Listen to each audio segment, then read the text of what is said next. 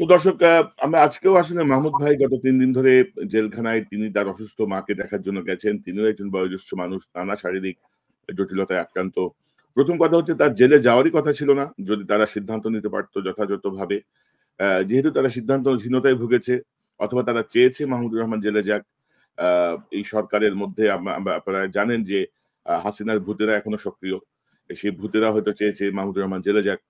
উম আ সেটি একটা কারণ হতে পারে। কারণ নানা রকমের উপায় থাকার পরেও মাহমুদুর রহমানকে জেলে পাঠানো হয়েছে এবং গত ৩ দিনে এর কোনো ওয়ে আউট করতে পারে নাই। তো সরকারের যে অপদার্থ অ যে আচরণ আরকি বা চরিত্র সেটি ক্রমশ প্রস্ফুটিত হচ্ছে, ক্রমশ বেরিয়ে আসছে যে কত অযোগ্যরা বসে আছে আমাদেরকে পরিচালনা করার জন্য। যদিও তারা মনে করে শাসন করতে বসছে, পরিচালনা করার জন্য। তো ইলিয়াস হোসেন আপনাকে দিয়ে শুরু করি। অ্যা যে কিভাবে দেখছেন যে ৩ দিনেও আসলে মাহমুদ ভাইয়ের আমরা কোনো সুখবর পেলাম না। আ কিভাবে দেখেন আপনি? আপনার কাছ থেকে শুনি। জি, আসসালামু আলাইকুম। কনক ভাই আমাদের এই যে আলোচনায় গতকালকে যে বিষয়গুলো আলোচিত হয়েছে, আমার মনে হয়েছে যে মানে গাধার পশ্চাৎদেশে সুড়সুড়ি দিলে যে অবস্থা হয়, আসিফ নজরুল সেই গতিতে হাঁটছেন। আজকে কিছুক্ষণ আগে আমি ২ টা টেলিভিশনে দেখলাম। একই রকমের ছবি দিয়ে তারা নিউজটা করেছে। হঠাৎ করেই দেখলাম একটা ছবি ভাইরাল হয়েছে। সেটা হচ্ছে আ আসিফ নজরুলের যেই শাশুড়ি, আসিফ নজরুলের শাশুড়ির নাম আপনারা জানেন শাওন হুমায়ূন আহমেদের আ কি বলবো? স্ত্রী বলি যাই হোক। তো হুমায়ূন আহমেদের স্ত্রী হচ্ছে এখন আসিফ নজরুলের এই শাশুড়ি কাম বান্ধবী। তো এই শাশুড়ি কাম বান্ধবীর একটা পোস্ট ভাইরাল হয়েছে। সেটা পোস্টটা বোধহয় ২০২০-২১ এরকম মানে এই উপদেষ্টা হওয়ার আগের ঘটনা। সেখানে আসিফ নজরুলের একটা পোস্ট করেছিলেন। সেই পোস্টের ভেতরে গিয়ে এক মেয়ে আ মেয়েও সে ওই ওদের ক্লাসেরই। ওরা যেই ক্লাস বিলং করে ওই ক্লাসেরই একজন। সে গিয়ে কোন একটা পোস্ট করেছে। আমি চিনি না তাকে সম্ভবত নায়িকা, গায়িকা কিছু একটা হবে। সেইটাতে পোস্ট করার কারণে শাওন আবার গিয়ে বলেছে, "আমার জামাইয়ের দিকে তাকালে চোখ উপড়ে ফেলবো।" হুম? তো এখন আমি মনে করি আসিফ নজরুলকে নারী ও শিশু বিষয়ক এবং সংস্কৃতি মন্ত্রণালয়ে খুব দ্রুত তাকে ওইখানে পাঠানো হোক বদলি করে। কারণ আইন মন্ত্রণালয়ে আর আইন বিভাগের শিক্ষক এক জিনিস না। এটা পরিচালনা করার মতো সেই প্রশাসনিক দক্ষতা আসিফ নজরুলের এমনিতেই নাই। এটা ঠাট্টা বা আমাদের অভিযোগ আমাদের কথা শুনে নাই এইজন্য না, এমনিতেই নাই। এখানে কোন একজনকে হইতে হবে যার কিনা আইন পেশায় সে হইতে হবে হইতে পারে সে বিচারক, হইতে পারে ব্যারিস্টার, হইতে পারে ওই ধরনের কোন একজন কেউ তারা আইন মন্ত্রণালয়ের দায়িত্ব নিবে। আসিফ নজরুল আইন মন্ত্রণালয় চালানোর মতো এই যোগ্যতা নাই। এবং আসিফ নজরুল এখন যেটা করছে বিভিন্নভাবে যেটা শুনছি যে তিনি আ কোন একটা টেলিভিশন চ্যানেল থেকে যদি নাকি কোন একজন পুরুষ ফোন করে যে, "স্যার আপনার একটা বক্তব্য দরকার।" উনি রেসপন্স খুব আস্তে করেন। কোন নারী যদি করেন খুব দ্রুত উনি ইন্টারভিউ দেন। আর নারীদেরকে ছাড়া উনাকে এখন পাওয়া যায় না। এরকম টেলিভিশন মালিক, তারপরে টেলিভিশনের বিভিন্ন জনের কাছে কথা বলে শোনা যাচ্ছে। এখন মূল কথায় আসি যে আসিফ নজরুলকে আমরা গত ৭-৮ দিন ধরে এই মাহমুদুর রহমান ভাই দেশে যাবে এটা মোটামুটি ঘোষণা দিয়েই যাওয়া হয়েছে। এরকম না যে মাহমুদুর রহমান ভাই খুব গোপনে দেশে ঢুকেছেন। তারপরেও সরকারের পক্ষ থেকে কেন কোন ধরনের ব্যবস্থা নেওয়া হয় নাই যে উনি যে আসছেন উনার ব্যাপারে তো সব তথ্য জানে সরকারের কাছে আছে যে উনার নামে কয়টা মামলা আছে কি, কোন ব্যবস্থা নেওয়া হয়নি। এখন উনারা একটা ন্যারেটিভ তৈরি করার চেষ্টা করছেন সেটা হচ্ছে আসিফ নজরুল এই আ কি বলে মাহমুদুর রহমানের বিরুদ্ধে যে মামলা ছিল সেই মামলায় ৭ বছরের কারাদণ্ড। এই মামলার যে ধারা সেই ধারা অনুযায়ী এইটাতে তাকে জামিন দেওয়া সম্ভব হয় না। গতকালকেও যে এই কথাটাই বলেছে যে এখন কোন সাধারণ সরকার নাই দেশে। এদেশে একটা বিপ্লবী সরকার। সেই বিপ্লবী সরকারের যেভাবে সংবিধান ভায়োলেট করে তারা সরকার পরিচালনা করছে, এই মাহমুদুর রহমানের ক্ষেত্রে সেটা করা সম্ভব ছিল। বাংলাদেশের সংবিধানের কোন জায়গায় লেখা আছে যে যারা ১৯ থেকে ৫ তারিখ পর্যন্ত খুনের সাথে জড়িত ছিল, সেই খুনিদেরকে ক্যান্টনমেন্টের ভেতরে ঢুকিয়ে তাদেরকে জামায় আপ্যায়ন করা হচ্ছে। ২ জন, ৫ জন, ১০ জন, ২০ জন করে বর্ডার পাস করে দেওয়া হচ্ছে। এটা বাংলাদেশের সংবিধানের কোথায় আছে? একজনকে আটক করা হচ্ছে আমরা দেখছি সোশ্যাল মিডিয়াতে তার ছবি ভাইরাল হয়ে গেল। হঠাৎ করে ২ ঘন্টা পরে শুনছি তাকে আটক করা হয় নাই। এটা কিভাবে সম্ভব? সবকিছুই তো অস্বাভাবিকভাবে চলছে। তাহলে শুধু মাহমুদুর রহমানের ক্ষেত্রেই এত আইন, এত স্বাভাবিক, এত স্বচ্ছতা দেখানোর প্রয়োজন মনে হলো সরকারের, এটা আমাদের কাছে ভাল লাগেনি। এখন আমাদের সোশ্যাল মিডিয়াতে আমরা কথা বলছি আর ধমক-টমক দিচ্ছি, এটাতে ওই গাধার পিছনে সুড়সুড়ি দেওয়ার মতোই মনে করছে যে, যা সুড়সুড়ি দেয় দেক এটা চলে যাবে। এই জায়গায় কনক ভাই থাকা যাবে না। আমি আজকে আপনাদের যারা এই প্রোগ্রাম দেখছেন তাদের সবার উদ্দেশ্যেই বলতে চাই, আমার এখানে অতিথি যারা আছেন তাদেরকে বলতে চাই, আমরা রাজপথে একদম যেগুলো ও যে অন্যায় অনিয়ম হচ্ছে, সার্জিস আলম এখানে আছেন, হাসনাত আব্দুল্লাহ কালকে ছিলেন, এই প্রশাসনের ২ জন ছাত্রদের প্রতিনিধিও আছেন। সো যারা বিপ্লব করেছেন তারা জানে যে তারা কেন বিপ্লব করেছেন। এইখানে আলী ইমাম মজুমদারের মতো এইসব চোর বাটপার সারা জীবন সরকারের টাকা পয়সা গিলে উত্তরা, গুলশান, ধানমন্ডি বিভিন্ন জায়গায় বাড়িঘর করে তারপরে এখন এসে হঠাৎ করে চেয়ারে বসে গেছে। তারা তো জানে না যে এই বিপ্লবটা কিভাবে হয়েছে, কাদের রক্ত গিয়েছে, কিছুই জানে না তারা। তারা তাদের মতো করে আলী ইমাম মজুমদার সব জায়গায় নাক গলাচ্ছে। পুলিশ-টুলিশ থেকে শুরু করে সব নিয়োগে তারা নাক গলাচ্ছে। এখন এই লোকগুলো যে এইখানে আছে এদের ব্যাপারে কথা বলবে কে? এদেরকে তো ফোর্স করতে হবে। সেই ফোর্স করার জন্য একটা ফোর্স এই দেশে দরকার। এখন সেটার জন্য আমরা মনে করি যে আমাদের একটা প্ল্যাটফর্ম থাকা দরকার। আমি মিনার ভাই, অনুপ সারোয়ার আর মাহমুদ ভাইয়ের সাথেও কথা হয়েছে। মুশফিক ফজল আনসারী থেকে শুরু করে আমাদের শফিক রহমান সবার সাথেই কথা হয়েছে। আমরা যেটা করতে চাচ্ছি যে একটা বৈষম্য বিরোধী গণমাধ্যম পরিষদ তৈরি করব। এটার নামটা এক্সাক্টলি এইটাই হবে কিনা সেটা নিয়েও আমাদের এখনো আলোচনা হয় নাই পুরোপুরি। তবে মোস্ট প্রবাবলি এই নামটাই বোধহয় থাকবে। আমাদের এই সংগঠন, এই ব্যানারে আমরা কারো বিরুদ্ধে কোনো কিছু না। যে সার্জিসরা যে আন্দোলন করছে আমরা তাদের সাথেও আছি। আমরা এখানে শরীফ ওসমান ভাই আছেন। ওসমান ভাইদের যেই ইনকিলাব সেটার সাথেও আছি। আমরা একেকজন একেকজনের পরিপূরক। বিশেষ করে আমাদের যে দায়িত্বটা থাকবে গণমাধ্যম যারা যেসব মালিকরা এখন পরিচালনা করছেন, সেই মালিকরাও ঠিক ওই গাধার মতোই সুড়সুড়ি অনুভব করছেন। তাদেরকে বলা হচ্ছে বারবার আওয়ামী লীগের দালালরা এখানে বসে আছে। এখন পর্যন্ত বসুন্ধরাকে পরিচালনা করছে নঈম নিজাম। তারপরে বৈশাখী টেলিভিশন পুরোটা এই ভারতীয় রয়ের ইয়েরা বসে আছে। আপনার কালবেলার যেই সন্তোষ শর্মা সে সরাসরি বিভিন্ন রিমান্ডের ভেতরে আমি অন্তত ৫ জন আলেমের সাথে কথা বলেছি। ৫ জন আলেম একই কথা বলেছেন যে সন্তোষ শর্মা নিজে তাদের রিমান্ডের সময় ওখানে ডিবি অফিসে উপস্থিত থাকতেন। সো এরা এখনো এখানে বসে আছে। এই সোমা ইসলাম, ওইদিকে রাহুল রাহা বলা হচ্ছে যে তাকে বের করে দেওয়া হয়েছে। রাহুল রাহা এখনো তাদের অফিসের গাড়ি ব্যবহার করছে। কালকেও তাকে তার গাড়ির স্টিকার সহ গাড়িতে একজন দিয়ে গেছে। এরকম এই যে একটা বিশাল চক্র তারা মনে করছে যে কয়দিন পরে স্বাভাবিক হয়ে যাবে, এই স্বাভাবিক অবস্থা বাংলাদেশে আসতে দেওয়া যাবে না। সো আমরা মনে করি আমাদের একটা আ আ প্ল্যাটফর্ম থাকা দরকার। যেই প্ল্যাটফর্ম ১ম এ তাদের সাথে কথা বলবে মালিক পক্ষের সাথে। মালিক পক্ষ যদি না শোনে তাহলে কেমনে শোনাইতে হয় সেই ব্যবস্থা করতে হবে।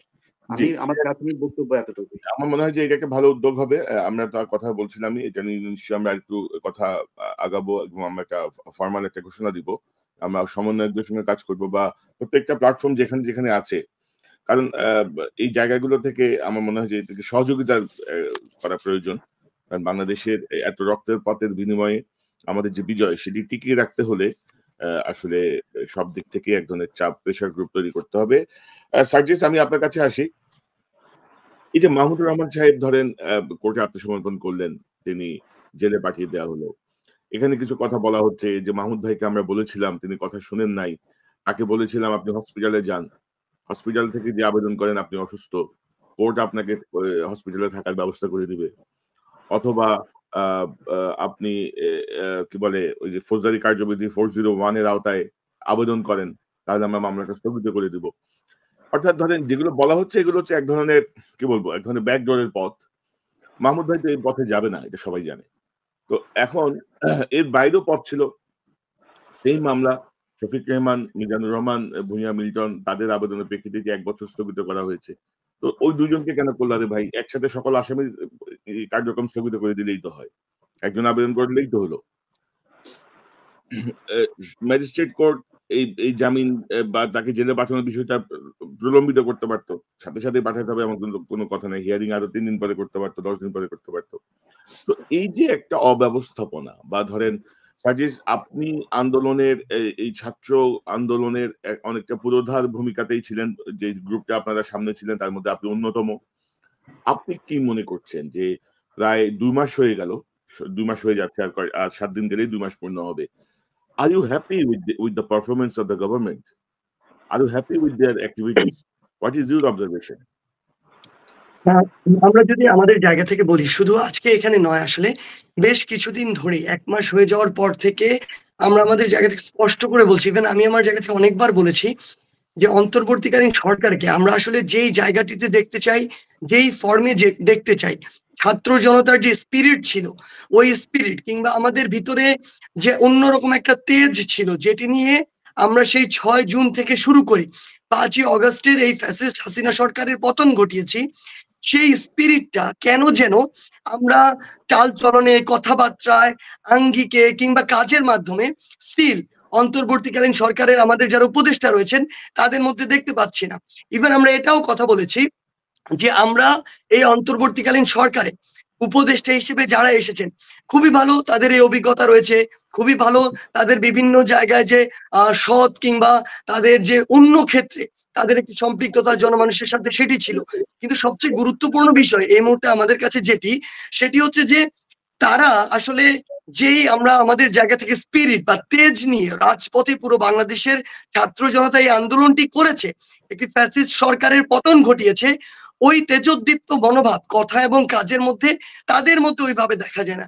ইভেন আমরা আমাদের কিছু উপদেষ্টাকে দেখেছি যারা এই সরকার আসার পূর্বে পুরো গণমানুষের সম্পৃক্ততা সোশ্যাল মিডিয়া আসা থেকে শুরু করে সব জায়গায় খুব বেশি অ্যাক্টিভ ছিল, কিন্তু এখন তাদেরকে আপনি 7 দিনও একদিন খুঁজে পাবেন না।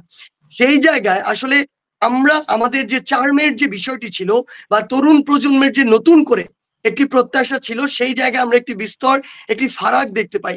এবং তারা যে কি কাজগুলো করছে এই কাজগুলো কেন যেন তারা বলার জন্য আমাদের যে মিডিয়ার ভাইদের সামনেও আসতে চাচ্ছেন না। তারা কি কাজ করছেন, কিভাবে চলছে, কি ইমপ্রুভ হচ্ছে, এটিও তো আমাদের বলা প্রয়োজন। কারণ আমরা যারা বৈষম্য বিরোধী ছাত্র আন্দোলনে এই যে সমন্বয়কের জায়গাটি বলুন বা অর্গানাইজারের জায়গাটি বলুন, এই জায়গাটিতে কাজ করেছি, আমাদেরকে তো মানুষ প্রশ্ন করে। আমরা সরকারে নেই, এটা সত্যি, কিন্তু মানুষের কাছে তো এই দায়বদ্ধতাটুকু রয়েছে। কারণ এই প্ল্যাটফর্ম ছাত্র জনতার যে রায়, সেই রায়ের ভিত্তিতেই অন্তর্বর্তীকালীন সরকার গঠন করেছে। কিন্তু এখানে যে সমস্যাটি হয়েছে, তারা কি করছে, তারা এটি যেমন নিজেদের জায়গা থেকে প্রকাশ করছে না। আমরা যখন তাদের সাথে গিয়ে বিভিন্ন ভাবে কথা বলার চেষ্টা করি, এটি দেখা যায় হয় আমরা তাদের সাথে ঠিকমতো কথা বলার সুযোগটি করতে পারি না, কিংবা করতে পারলে উপযুক্ত বা প্রত্যাশিত যে উত্তরটি সেটি আমরা পাই না। সেই জায়গায় আসলেই আমাদের যে প্রত্যাশা ছিল, এটি সত্যি যে 16 বছরের যে স্ট্রাকচার বা যে আসলে করাপশন সিস্টেম গুলো যেভাবে ধ্বংস হয়েছে, আমরা চাইলেই 2 মাসে ওই সিস্টেমটিতে একদম দৃশ্যমান উন্নতি দেখতে পাবো না, কিন্তু একটি গ্র্যাজুয়াল তো ইমপ্রুভমেন্ট আমাদের চোখে পড়তে হবে। সেই জায়গা আসলে আমার জায়গা থেকে স্টিল আমার মনে হয় যে আসলে আমরা আমাদের ওই জায়গাগুলোতে, গুরুত্বপূর্ণ জায়গাগুলোতে এমন মানুষদের প্রয়োজন যারা কাজে আমরা ফিল্ডে দেখবো যে এক জায়গা থেকে আরেক জায়গা তারা মানুষের কাছে ছুটে যাচ্ছে, তাদের মধ্যে ওই স্পিরিটটুকু রয়েছে, তারা সেটি মানুষের সাথে এই কমিউনিকেশনটি করছে, তারা যে কাজগুলো করছে এটি মানুষের সামনে তুলে ধরছে। সেই জায়গায় আমরা একটি ল্যাগ দেখি এবং আমরা অবশ্যই চাই এই জায়গা থেকে তাদের অবশ্যই ঘুরে দাঁড়াতে হবে। যদি না দাঁড়ায় তাহলে যে আস্থার জায়গাটি থেকে তাদেরকে ওই গুরুত্বপূর্ণ জায়গা দেওয়া হয়েছে সেটির প্রত্যাশা তারা পূরণ করতে পারবে না, এবং মানুষের কাছে অবশ্যই এটার জন্য তারা যে ভিন্ন একটি নেতিবাচক চরিত্রে বাকি সময়টিতে এই বাংলাদেশের পার্সপেক্টিভে প্রদর্শিত হবে, এ বিষয়ে কোনো সন্দেহ নেই। তো সার্জিস, বলা হয়ে থাকে যে এইসব উপদেষ্টাদেরকে ছাত্ররাই আসলে নির্বাচন করেছে, ছাত্ররাই তাদেরকে মনোনীত করেছে উপদেষ্টা বানানোর জন্য।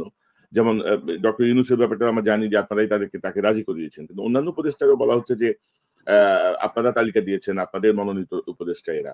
আসলে কি তাই? আপনারা কোন ক্রাইটেরিয়া এদেরকে উপদেষ্টা বানালেন না, মনোনয়ন করলেন? একেবারে এনজিও থেকে আমার জায়গা থেকে একটি কথা আমি স্পষ্ট করে বলতে চাই যে প্রফেসর ডক্টর মোহাম্মদ ইউনূস স্যারের ক্ষেত্রে যদি আমরা বলি, তার ক্ষেত্রে এটি ঠিক যে আমরা ওই মুহূর্তে যারা আমরা ছিলাম, আমরা সকলে বসে এটি চিন্তা করেছি এই মুহূর্তে আমাদের এমন একজন ওই প্রধান উপদেষ্টার জায়গায় প্রয়োজন, যেই মানুষটি আসলে যাকে নিয়ে বিভিন্ন মহলের যে অভিযোগের ভিত্তি কিংবা বিভিন্ন মহল থেকে বিভিন্ন ভাবে আসলে বাধা দেওয়ার বিষয়টি ওই গুরুত্বপূর্ণ জায়গাটিতে সেটি যেন না থাকে, এবং সর্বজন গ্রহণযোগ্য এবং আন্তর্জাতিক ভাবে তার যেন ওই স্বীকৃতিটুকু থাকে। কারণ এটা সত্যি যে অভ্যুত্থানের পরবর্তীতে যে পাল্টা অভ্যুত্থান হওয়ার একটি সম্ভাবনা থাকে, এবং এটাও তো সত্যি যে যেই দোসররা আসলে বিভিন্ন সংস্থার নামে বিভিন্ন ভূমিকায় বিভিন্ন দেশের প্রভাবে প্রভাবিত হয়ে ওই সময়টুকুতে চেয়েছিল যে এই যে একটি ফ্যাসিস্ট হাসিনা সরকারের পতন হয়েছে এবং নতুন বাংলাদেশ এসেছে, এটার জন্য স্থায়িত্ব না থাকে, সেই জায়গায় তার মতো একটি ফেসকে আমরা উপযুক্ত মনে করেছিলাম, এবং ওই জায়গাটিতে আমরা আমাদের জায়গায় একমত হয়েছিলাম। এবং বাংলাদেশের অন্যান্য যারা রাজনৈতিক দল ছিল তাদের সাথে কিন্তু কথা বলা হয়েছে, আমাদের লিয়াজু কমিটি সেই জায়গাগুলোতে কথা বলেছে এবং তারাও একমত হয়েছিল ওই জায়গাটির ক্ষেত্রে। এবার বাকি যে জায়গাগুলো সেগুলোর ক্ষেত্রে যদি বলি, সেই জায়গায় একদম এটাই সত্যি যে বিভিন্ন জায়গা থেকে বিভিন্ন আসলে লিস্ট এসেছিল উপদেষ্টা মহলে কাকে বসানো যায়। সেটা বিভিন্ন রাজনৈতিক দল থেকে এসেছিল, যারা ছাত্র আন্দোলনকারী ছিল, সমন্বয়কারী ছিল তাদের জায়গা থেকে ছিল, কিংবা বাংলাদেশের সুশীল সমাজ, বুদ্ধিজীবী সমাজ, সকলের জায়গা থেকে লিস্ট এসেছিল। এবং এখানে একটি গুরুত্বপূর্ণ বিষয় হচ্ছে কিছু কিছু নামের ক্ষেত্রে কোনো নির্দিষ্ট একটি গ্রুপের সরাসরি না ছিল যে এই নামটি সেখানে থাকতে পারে না। আবার কিছু কিছু জায়গায় এমন ছিল যে এই নামটির ক্ষেত্রে অনেকের পজিশন নিউট্রাল। সেই জায়গা থেকে একটি ব্যালেন্স প্রক্রিয়ার মাধ্যমে কখনো এটি সত্যি নয় যে সবাইকে ছাত্র আন্দোলনকারীরা কিংবা সমন্বয়কারীরা বসিয়েছে।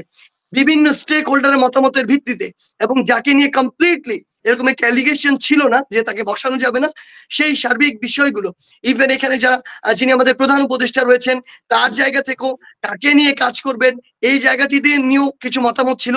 সামগ্রিক বিষয়ে যেই নামগুলোতে নিয়ে আসলে এই বিষয়টি ছিল যে এই নামগুলো নিয়ে কাজ করা যেতে পারে এবং স্ট্রিক্টলি এই নামগুলোর বিরুদ্ধে কোনো এলিগেশন নেই, সেই নামগুলো সেখানে গিয়েছে এবং সার্বিকভাবে এই উপদেষ্টা পরিষদ যেটি সেটি তৈরি হয়েছে। কিন্তু এটা তো সত্যি যে এটি চিরন্তন কোনো পদ নয়। এই পদটি যেমন ছাত্র জনতার রায়ের ভিত্তিতে ওই মানুষটিকে ওই পদে বসানো হয়েছে, ঠিক আমরা একইভাবে বিভিন্ন অলরেডি উদাহরণ সৃষ্টি হয়ে গিয়েছে যারা জনগণের মতের প্রতিফলন ঘটায়নি তাকে সেই পদ থেকে অন্য পদে স্থানান্তর করা হয়েছে। আমরা আমাদের জায়গা থেকে বিশ্বাস করি ওই জায়গাটিতে বসে এখন যারা জনগণের মতের প্রতিফলন ঘটাচ্ছে না, যারা নির্দিষ্ট কোনো গোষ্ঠীর এজেন্ডা বাস্তবায়ন করছে, কিংবা যাদের উদ্দেশ্য হচ্ছে ব্যক্তি স্বার্থ চরিতার্থ করা, ভবিষ্যতের আখের গুছানো, আমরা আমাদের জায়গা থেকে বিশ্বাস করি ছাত্র জনতা এই জায়গায় সর্বোচ্চ প্রতিবাদটুকু জানাবে এবং যদি প্রয়োজন হয় নির্দিষ্ট কোনো মানুষ যাকে এই অপরচুনিটি দেওয়া হয়েছে সেটির উপযুক্ত ব্যবহার তিনি করতে পারছেন না, ব্যক্তির স্বার্থে ব্যবহার করছেন, সেটির জন্য আমাদের প্রতিবাদ করা, রাস্তায় নামা থেকে শুরু করে যেটির প্রয়োজন হয় বাংলাদেশের ছাত্র জনতার রায়ের ভিত্তিতে এবং 24-এর ছাত্র জনতার অভ্যুত্থানের স্পিরিটের ভিত্তিতে আমরা সেই কাজটি আবার করতে প্রস্তুত আছি। আমি আমি যদি একটু অ্যাড করি আপনার সাথে, ধরেন ওই যে আবার রাস্তায় দাঁড়াবেন, প্রতিবাদ করবেন, এত সময় আছে সময় নষ্ট করার? আমাদের 2 মাস হয়ে যাচ্ছে, 60 দিন। আপনারা একটা রিভিউ করেন কার পারফরমেন্স কি, কে কি করেছে এবং সেই অনুযায়ী একটা স্ট্রিক্ট আপনারা অবস্থান নেন। কারণ দেখেন ডক্টর ইউনূসের প্রতি আমাদের পূর্ণ আস্থা এবং সমর্থন আছে। কিন্তু তার আশেপাশে যারা বসে আছেন তাদের কারণে কিন্তু আমরা ডক্টর ইউনূসকে সহ আমরা সমালোচনা করতে বাধ্য হব। আমাদের কিছু করার নাই আসলে। ডক্টর ইউনূস আমাদের অত্যন্ত সম্মানের একজন মানুষ এবং আমরা মনে করি আমাদের দেশের জন্য তার প্রয়োজন। আমাদের দেশের এই দুরবস্থা থেকে টেনে তোলার জন্য তিনি যথেষ্ট শক্তিমান একজন মানুষ। তো এবং উপদেষ্টাদের আমি যদি বলি যে আমি মাঝখানে অনেক আগে যখন এই সরকার গঠন হচ্ছে তখনই আমি বলছিলাম যে একজন উপদেষ্টাকে তৎকালীন DGFI chief Hamid, major general Hamid ২ টা গাড়ি চেঞ্জ করে ক্যান্টনমেন্টে নিয়ে একটা গোপন জায়গায় বৈঠক করে তার একটা তালিকা ধরায় দিচ্ছে। সেই উপদেষ্টার উপর ডক্টর ইউনূসের যথেষ্ট আস্থা ছিল, এখনো আছে। সে আসিফ নজরুল। তো অনেক কিছুই আসলে ব্যাহত হয়ে যায় অনেক কৌশলে, আমরা এগুলো বুঝিও না আরকি। কারণ সাখাওয়াত হোসেনের মতো একজন ব্যক্তি কি কারণে এখানে আসবে? আলী ইমাম মজুমদার কি কারণে ঢুকবে? আ তারপরে আপনার এই যে আ আ ওই যে ব্যারিস্টার হাসান আরিফ না? হাসান আরিফ কি কারণে ঢুকবে? অর্থাৎ বিপ্লবী চেতনায় ছাত্রদের শক্তিতে যে সরকারটা ক্ষমতায় আসলো সেই সরকারের সবার বয়স হচ্ছে ৭০ ঊর্ধ্ব। মানে মেক্সিমাম আরকি বিভিন্ন জায়গায় বসানো হয়েছে। কম্পেয়ার করলে আপনি দেখবেন 70 আপ সব। সো এগুলা এক ধরনের বিশাল এইটাও এক ধরনের বৈষম্য আরকি, বিশাল বৈষম্য। তো আজকে আপনি একটা পোস্ট দিয়েছেন আপনার ফেসবুকে। আমি একটু আপনার সঙ্গে এই প্রসঙ্গটা শেষ করে সরি ইনার ভাই, মাসুম ভাই আপনারা একটু হ্যাঁ, ঠিক আছে। দিয়ে শুনছি করেন। আমরা, খুব ভালো লাগছে। হ্যাঁ। আজকে একটা পোস্ট দিয়েছেন আপনার ফেসবুকে। আ আমি দেখছিলাম যে 23 ঘন্টা আগে আপনি পোস্টটা দিয়েছেন যে গণ অধিকার পরিষদের রাশিদের রেফারেন্সে আপনি বলেছেন যে সমকাল পত্রিকায় নিউজ খুঁজেছেন যে সমন্বয়করা ডিসি নিয়োগ দিচ্ছে বা অন্যান্য জায়গায় হস্তক্ষেপ করছে। এরকম বেশ কিছু নিউজ কিন্তু আসছে আপনাদেরকে ঘিরে।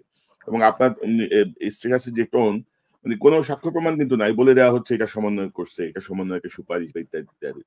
তো আপনি কি মনে করেন যে আমরা যখন কাজ করতাম আমরা দেখতাম যে গোয়েন্দা সংস্থা নানা রকম ভাবে ফেব্রিকেটেড নিউজ করানোর চেষ্টা করত, চরিত্র হননের চেষ্টা করত, নানা রকমের আজে বাজে কমেন্টস করাতো, সেই জায়গাগুলো আপনারা সতর্ক আছেন কিনা?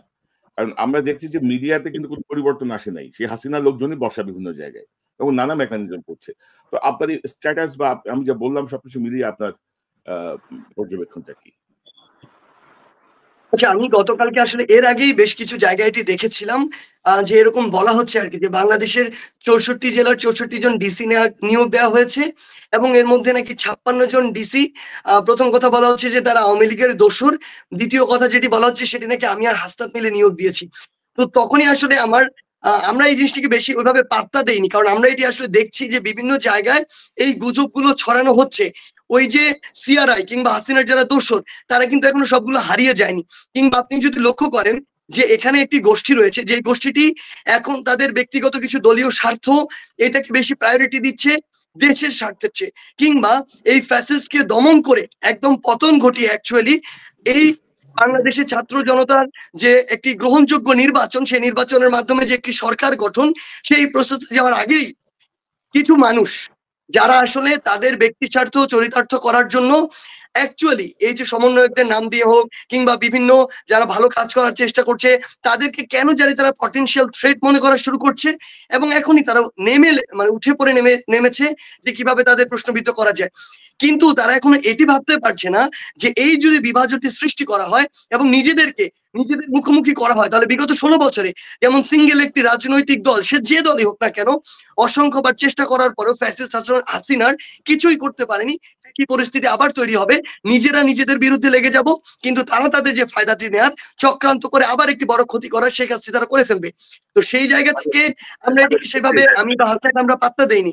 কিন্তু গতকালকে দেখলাম যে একটি কনফারেন্সে আসলে সেখানে আমাদের গণ অধিকার পরিষদের ক্যাম্পাসের বড় ভাই রাশেদ ভাই একদম ওপেন একটা ফোরামে, যেখানে অসংখ্য মানুষ রয়েছে, সেইখানে বিভিন্ন মহলের মানুষ রয়েছে, তাদের সামনে বলছে কোন একটি সমকাল পত্রিকার রেফারেন্স দিয়ে আমরা নাকি 56 জন ডিসি নিয়োগ দিয়েছি, আমরা নাকি আওয়ামী লীগের যারা দোসর তাদেরকে নতুন করে আবার স্থান করে দিচ্ছি, এরকম কথাবার্তা। তো আমাদের জায়গা থেকে মনে হয়েছিল যে তারা 18 কোটা সংস্কার আন্দোলনে ছিল, তারা তরুণ প্রজন্মের প্রতিনিধি, সেই জায়গায় ওই গুজব লীগের এক্সটেন্ডেড ভার্সনের মতো, পিয়ারের এক্সটেন্ডেড ভার্সনের মতো তারা যদি তরুণ প্রজন্মকে জাস্ট একটা গুজবের ভিত্তিতে কোন রকম ফ্যাক্ট চেক না করে একটি নিউজকে এভাবে অপপ্রচার করে, তাহলে তো তরুণ সমাজ বা আমরা যারা তাদের অনুজ রয়েছে আমরা এখানে আশাহত হই।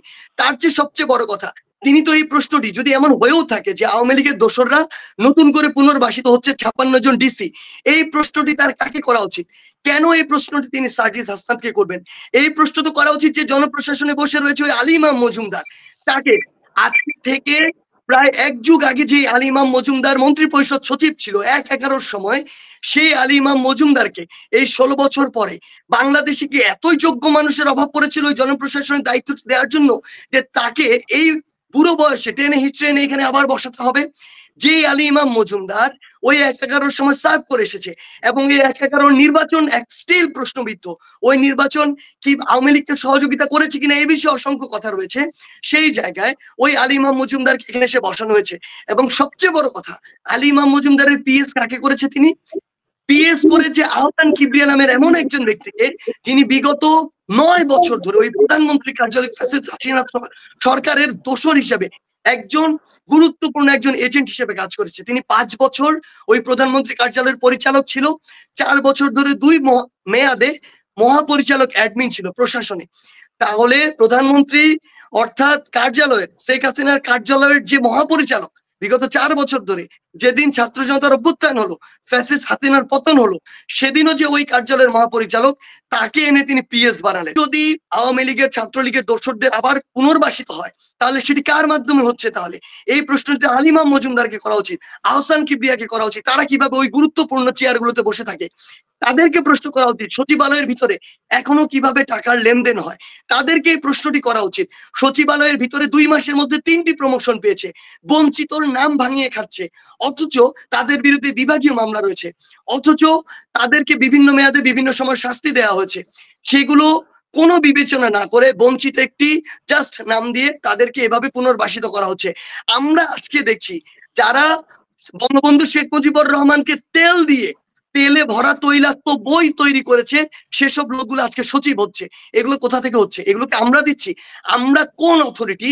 আমরা আজকে পর্যন্ত কেউ বলতে পারবে না, এই সরকার গঠনের প্রায় 2 মাস হয়ে যাচ্ছে, কোনদিন আলী ইমাম মজুমদারের সাথে আমাদের 1 সেকেন্ডের কথা হয়েছে? না সামনাসামনি, না ফোনে। আমরা মনেই করি না যে আমরা ওই অথরিটি যে গিয়ে একজন ডিসি নিয়োগ দিবে, একজন সচিব নিয়োগ দিবে। আমরা আমাদের জায়গা থেকে এই কথাগুলো তুলবো, এই অসঙ্গতিগুলো তুলে ধরবো। ছাত্র জনতার স্পিরিটের সাথে যে জিনিসগুলো যায় না, জনগণের প্রত্যাশার সাথে যে জিনিসগুলো যায় না, সেগুলো তুলে ধরবো। সেগুলো যদি না করে তাদেরকে প্রশ্ন করব, প্রেসার ক্রিয়েট করব। কিন্তু আমরা কোন অথরিটি যে আমরা এগুলো নিয়োগ করতে যাব, সেই জায়গায়। তবে সার্জিস, আমি মনে করি যে আপনাদের আরেকটু ওয়াচডগের যে ভূমিকা আপনারা আছেন সেটা আরেকটু কঠোর হওয়া উচিত। কারণ সময় চলে যাচ্ছে। কারণ মানে আনলিমিটেড টাইম কিন্তু এই সরকারকে কেউই দিবে না আর কি। হেলে দুলে দুলকি চালে যাব। আমরা গণতান্ত্রিক সরকারে ফিরতে চাই খুব দ্রুত। সংক্ষিপ্ত একটা মন্তব্য, তারপরে আমি মাসুম মাহবুব আপনার কাছে যাব। মাহমুদ ভাইয়ের সঙ্গে যা হলো, এটাকে আপনি কিভাবে দেখেন? দেখুন, তার পূর্বে শুধু একটা জিনিস একটু স্পষ্ট করি। আমরাও অন্তর্বর্তীকালীন সরকারকে আমাদের জায়গা থেকে অন্তত প্রথম 1-2 মাস অবজার্ভ করছিলাম যে যেই একটি মানে আমাদের তো সমূলে উৎপাদন করতে হবে একটি ব্যবস্থা, এবং তাদের ওই জায়গা থেকে নতুন করে গোড়া থেকে শুরু করতে হবে। সেই জায়গায় আমরাও 1-2 মাস আসলে অবজার্ভ করেছি, আমরা তাদের অবস্থাটি দেখেছি, এবং এই কারণে কিন্তু প্রথমে আমরা ওইভাবে প্রশ্ন করা শুরু করিনি। কিন্তু এখন আমাদের মনে হচ্ছে যে আমাদের আসলে ওই যে ছেড়ে দিয়েছি বা ওই যে এত অবজার্ভ করা, এই বিষয়টি থেকে এখন প্রশ্ন করা শুরু করতে হবে। এবং এই প্রশ্নের ভাষা, প্রশ্নের যে সাউন্ড, এটি ডে বাই ডে আরো স্ট্রিক্ট হবে, আরো সাউন্ড সেটি আরো বাড়তে থাকবে।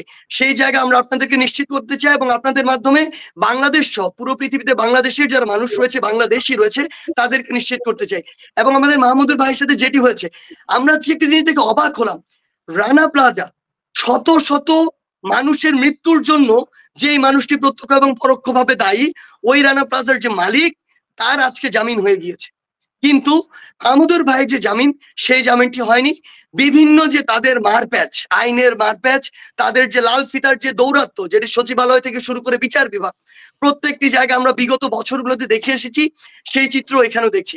আমরা আমাদের জায়গা থেকে স্পষ্ট করে একটি কথা বলি, বিগত 16 বছরে অসংখ্য মানুষকে অন্যায়ভাবে ওই আদালতের চক্করে কাটতে হয়েছে। অসংখ্য মানুষকে, যাদেরকে পটেনশিয়াল থ্রেট মনে করেছে ফ্যাসিস্ট আওয়ামী লীগ সরকার, তাদেরকে যতভাবে সম্ভব মামলা দিয়ে হোক, হুমকি দিয়ে হোক, থানা দিয়ে হোক, পুলিশ দিয়ে হোক, আদালত দিয়ে হোক, নির্যাতনের শিকার করেছে, হয়রানির শিকার করেছে। কিন্তু আজকে এই 24 সালে অভ্যুত্থান পরবর্তী সময়ে এমন যদি অবস্থা আমরা অন্য কাউকে দেখি, আমরা যেটি গতকালকে দেখেছি যে আমাদের যে তুলিয়াপার যে ভাই, তার সাথে যেটি হয়েছে, এই চিত্রগুলো যদি আমরা এখন আবার দেখি, আমরা স্পষ্ট করে বলি আমরা কোনোদিন এগুলোর পক্ষে আমাদের রায় যাবে না, এবং এগুলোর বিপক্ষে আমাদের স্পষ্ট অবস্থান থাকবে, এবং আমরা আমাদের জায়গা থেকে সর্বোচ্চ ভাবে প্রতিবাদ জানানোর যে ভাষা এবং যেভাবে জানানোর প্রয়োজন, আমরা সেটি জানাবো। জি, আমরা মায়ের ডাকের তুলির ভাইয়ের ব্যাপারটা নিয়ে আমরা আসবো। এবং শুধু ধরেন রানা প্লাজা না সার্জিস, আপনি যদি দেখেন সকল শীর্ষ সন্ত্রাসী বের হয়ে গেছে। ইভেন কি করোনার সময় যে প্রতারক শাহেদ, রিজেন্টের শাহেদ, যার যাবজ্জীবন কারাদণ্ড হয়েছে, সেও জামিনে বের হয়ে গেছে। তো মানে এটা একটা মহোৎসব যাচ্ছে আর কি মনে হচ্ছে, মানে ললেসনেস বা বিচার বিভাগ। জি, আমরা আমাদের জায়গা থেকে যে জিনিসটা লক্ষ্য করছি, দেখুন, অনেকেই আসলে এটা সত্যি যে বিভিন্ন মিথ্যা মামলায় অনেক নির্দোষ ব্যক্তিকে আদালতে রাখা হয়েছিল, আদালতের মাধ্যমে আসলে আদালতকে অপব্যবহার করে, আমি যদি শব্দটা বলি ইউজ, এটা আরো ভালো শোনাবে, আদালতকে কিংবা থানাকে এক প্রকার ইউজ করে আসলে এই মানুষগুলোকে কারাগারে বন্দী করা হয়েছিল। এটা যেমন সত্য, এমন অসংখ্য অপরাধী, অনেক জঙ্গি গোষ্ঠীর সদস্য কিংবা অনেক আসলে একদম দাগী আসামি, তারাও তো ওই বিভিন্ন মামলায় তারা বিভিন্ন মেয়াদে সাজা প্রাপ্ত হয়ে ওই কারাগারগুলোতে বন্দী ছিল। কিন্তু আজকে তারা বিভিন্ন নামে বিভিন্ন মানুষকে ব্যবহার করে, টাকা দিয়ে বিভিন্ন গোষ্ঠীকে বিভিন্নভাবে সুবিধা দেওয়ার যে তাদের জায়গা থেকে অঙ্গীকার, সেই অঙ্গীকার করে, কিন্তু আমরা এমনও শুনতে পাচ্ছি যে তারা বের হয়ে তাদেরকে একটি বড় আর্থিক সহযোগিতা দিবে কোন একটি গোষ্ঠীকে, তারা বের হয়ে সেই জায়গা থেকে কোন একটি গোষ্ঠীকে ম্যান সাপ্লাই দিবে। এই জিনিসগুলোর অঙ্গীকার করে তারা এই মানুষগুলো ওই জামিনটি নিচ্ছে এবং কারাগার থেকে মুক্ত হচ্ছে। কিন্তু দিন শেষে এটা তো পুরো দেশের যারা সাধারণ মানুষ, নিরপরাধ মানুষ, তাদের জন্য থ্রেট। কারণ তারা যে কাজগুলোর সাথে অভ্যস্ত, তারা যে সার্কেলটির সাথে, সিন্ডিকেটটির সাথে অ্যাটাচ, তাদের উদ্দেশ্য এবং লক্ষ্য তো কখনোই ভালো ছিল না, এবং তাদের রক্তে এটি জেনেটিক্যালি রয়েছে। সেই জায়গা থেকে আমরা কখনোই এটিকে সমর্থন করি না, এবং আমরা আমাদের জায়গা থেকে এটির বিরুদ্ধে কি অবস্থান নেওয়া যায়, কিভাবে নেওয়া যায়, আমরা অবশ্যই অতি দ্রুত সময়ের মধ্যে সেটি পর্যালোচনা করে আমাদের স্টেপটি নিব। সার্জিস, আমি আবারও আসবো আপনার কাছে। আপনাকে আপনাকে ধন্যবাদ। মাসুম মাহবুব, কিভাবে দেখছেন 3 দিনেও মাহমুদ ভাই জামিন হয় নাই, বা সার্জিস যে বক্তব্যটা রাখলেন, আপনার কি মনে হয়? আপনি দেশে থাকেন, আপনি খুব সতর্ক দৃষ্টি রাখেন সবকিছুর দিকে, তো আপনি কি মনে করেন, কিভাবে দেখছেন? কনক ভাই, আমি যদি শুরু করতে চাই বিষয়টা মিশরকে দিয়ে। আপনার মনে আছে যে মিশরে একটা বিপ্লব হয়েছিল, সে বিপ্লবটা ছিল হোসনি মোবারককে সরিয়ে ব্রাদারহুডের ডক্টর মুরসি ক্ষমতায় এসেছিলেন। আপনি মিশরের সাথে বাংলাদেশকে মেলাবেন, আপনি চোখ বন্ধ করে আমার বিষয়টাকে একটু খেয়াল করবেন। খুব বিপজ্জনক কিছু তথ্য আমি আপনাকে দিতে চাচ্ছি। যখন দীর্ঘদিনের স্বৈরাচার, যদি আমরা হোসনি মোবারককে বলি, তাকে সরিয়ে একটা রক্তক্ষয়ী বিপ্লবের মধ্য দিয়ে মুরসি ক্ষমতায় আসলেন, তাকে 1 বছরের বেশি থাকতে দেওয়া হলো না, 1 বছর পুরোপুরি থাকতে পারলেন। বাংলাদেশকে ঠিক সেই জায়গাটা দাঁড় করা, একটা দীর্ঘদিনের স্বৈরাচার শেখ হাসিনাকে সরিয়ে দিয়ে একটা নোবেল বিজয়ী একজন ব্যক্তিকে ক্ষমতায় বসালো, কিন্তু 2 মাসের মধ্যে প্রতিটি মানুষ সমালোচনা করতে শুরু করলো। নাম্বার 2, কেন মুরসির পতন হলো? দেখেন, প্রথমে নূর পার্টি নামে একটা দল, তারা কি বলল যে প্রতিটা মহিলাকে হিজাব বাধ্যতামূলক করতে হবে এবং সকল মাজার ভেঙে দিতে হবে। বাংলাদেশে হঠাৎ করে দেখেন মাজার ভাঙা শুরু হলো। এই যে নূর পার্টি, এটা কিন্তু মিশরের কথা বলছি, বাংলাদেশের নূরের পার্টি নাম। এগুলো ইসরায়েল বলেন, আমেরিকা বলেন, তাদের এজেন্সি কিছু কাজ করে খুব ক্লোজলি, এবং ওই সরকারকে বিতর্কিত করার জন্য, ওই সরকারকে চাপে ফেলার জন্য। দেখেন, 1 বছরের মাথায় যখন মুরসির বিরুদ্ধে সেনাবাহিনী নেমে গেল, যে মানুষরা বিপ্লব করে এবং একটা ভোটের মাধ্যমে মুরসিকে ক্ষমতায় বসালে, তারা রাস্তা নামলো না। কেবল ব্রাদারহুড বা ইখওয়ানুল মুসলিমিনের জনগণ নামলো, সেনাবাহিনী তাদেরকে মোটামুটি যেভাবে ধোয়াই দেওয়া সেভাবে দিয়েছে। হাজার হাজার ইখওয়ানকে মেরে দিয়েছে, তাদের সকল নেতাকে জেলে ঢুকানো হয়েছে, ফাঁসি হয়েছে, কারো জেলে মৃত্যু হয়েছে। মিনার ভাই খুব স্টাডি করার লোক, কিছু সূত্র হয়তো তিনি তার বক্তব্যে মিলিয়ে দিবেন। ডক্টর মোহাম্মদ ইউনূসকে ঠিক সে জায়গাটায় নেওয়া হচ্ছে, যে সার্জিস, হাসনাত বা আমাদের আসিফ নাহিদ সমন্বয়কের ভূমিকা পালন করে বাংলাদেশের সকল মানুষকে এক করে নিয়ে আসছেন রাজপথে। দেখেন, আজকে প্রত্যেকটা মানুষের মধ্যে হতাশা। ছাত্রদেরকে বিতর্কিত করা হচ্ছে, সেম মিশরে চলে যান। আজকে ছাত্রদের বিরুদ্ধে উঠছে যে তারা ত্রাণের টাকা মেরে খেয়েছে, তারা বলছে টাকা ব্যাংকে আছে, তারা হিসাব দিচ্ছে, অডিটের কথা বলছে। এই যে বিতর্কগুলো কারা ছড়াচ্ছে? আজকে মাহমুদুর রহমানের বিষয়টি দেখেন, মাহমুদুর রহমান কাদের আতঙ্ক? ভারতের, এবং ভারত ঘরানাদের। আসিফ নজরুল কোত্থেকে উঠে এসছে? শাহরিয়ার কবিরদের কোল থেকে। আসিফ নজরুল সাম্প্রতিক সময়, ভালো করে খেয়াল করেন, শেষের দিকে তিনি কি করলেন? একটু ইসলামিক সাজার চেষ্টা করলেন, ফেসবুকে পোস্ট দিলেন, আমি নামাজ পড়ি, আগে কেন সিরাত, রাসূল করিম সাল্লাল্লাহু আলাইহি সাল্লামের সিরাত আমার পড়া হয়নি, এটি পড়তে গিয়ে আমি নতুন কিছু আবিষ্কার করছি। তথাকথিত আমাদের কিছু ইসলামিক জনতা মনে করলেন তো জামাতের আমির হয়ে গেলেন বা হেফাজতের আমির হয়ে গেলেন। ভারত কি করে? কিছু কৌশলে কিছু ব্যক্তিকে এভাবে, বা যেটা আমাদের পরবর্তী শেখ হাসিনা এই কাজটি করতেন, নিজের কিছু লোককে সমালোচনার জন্য সেট করে দিতেন।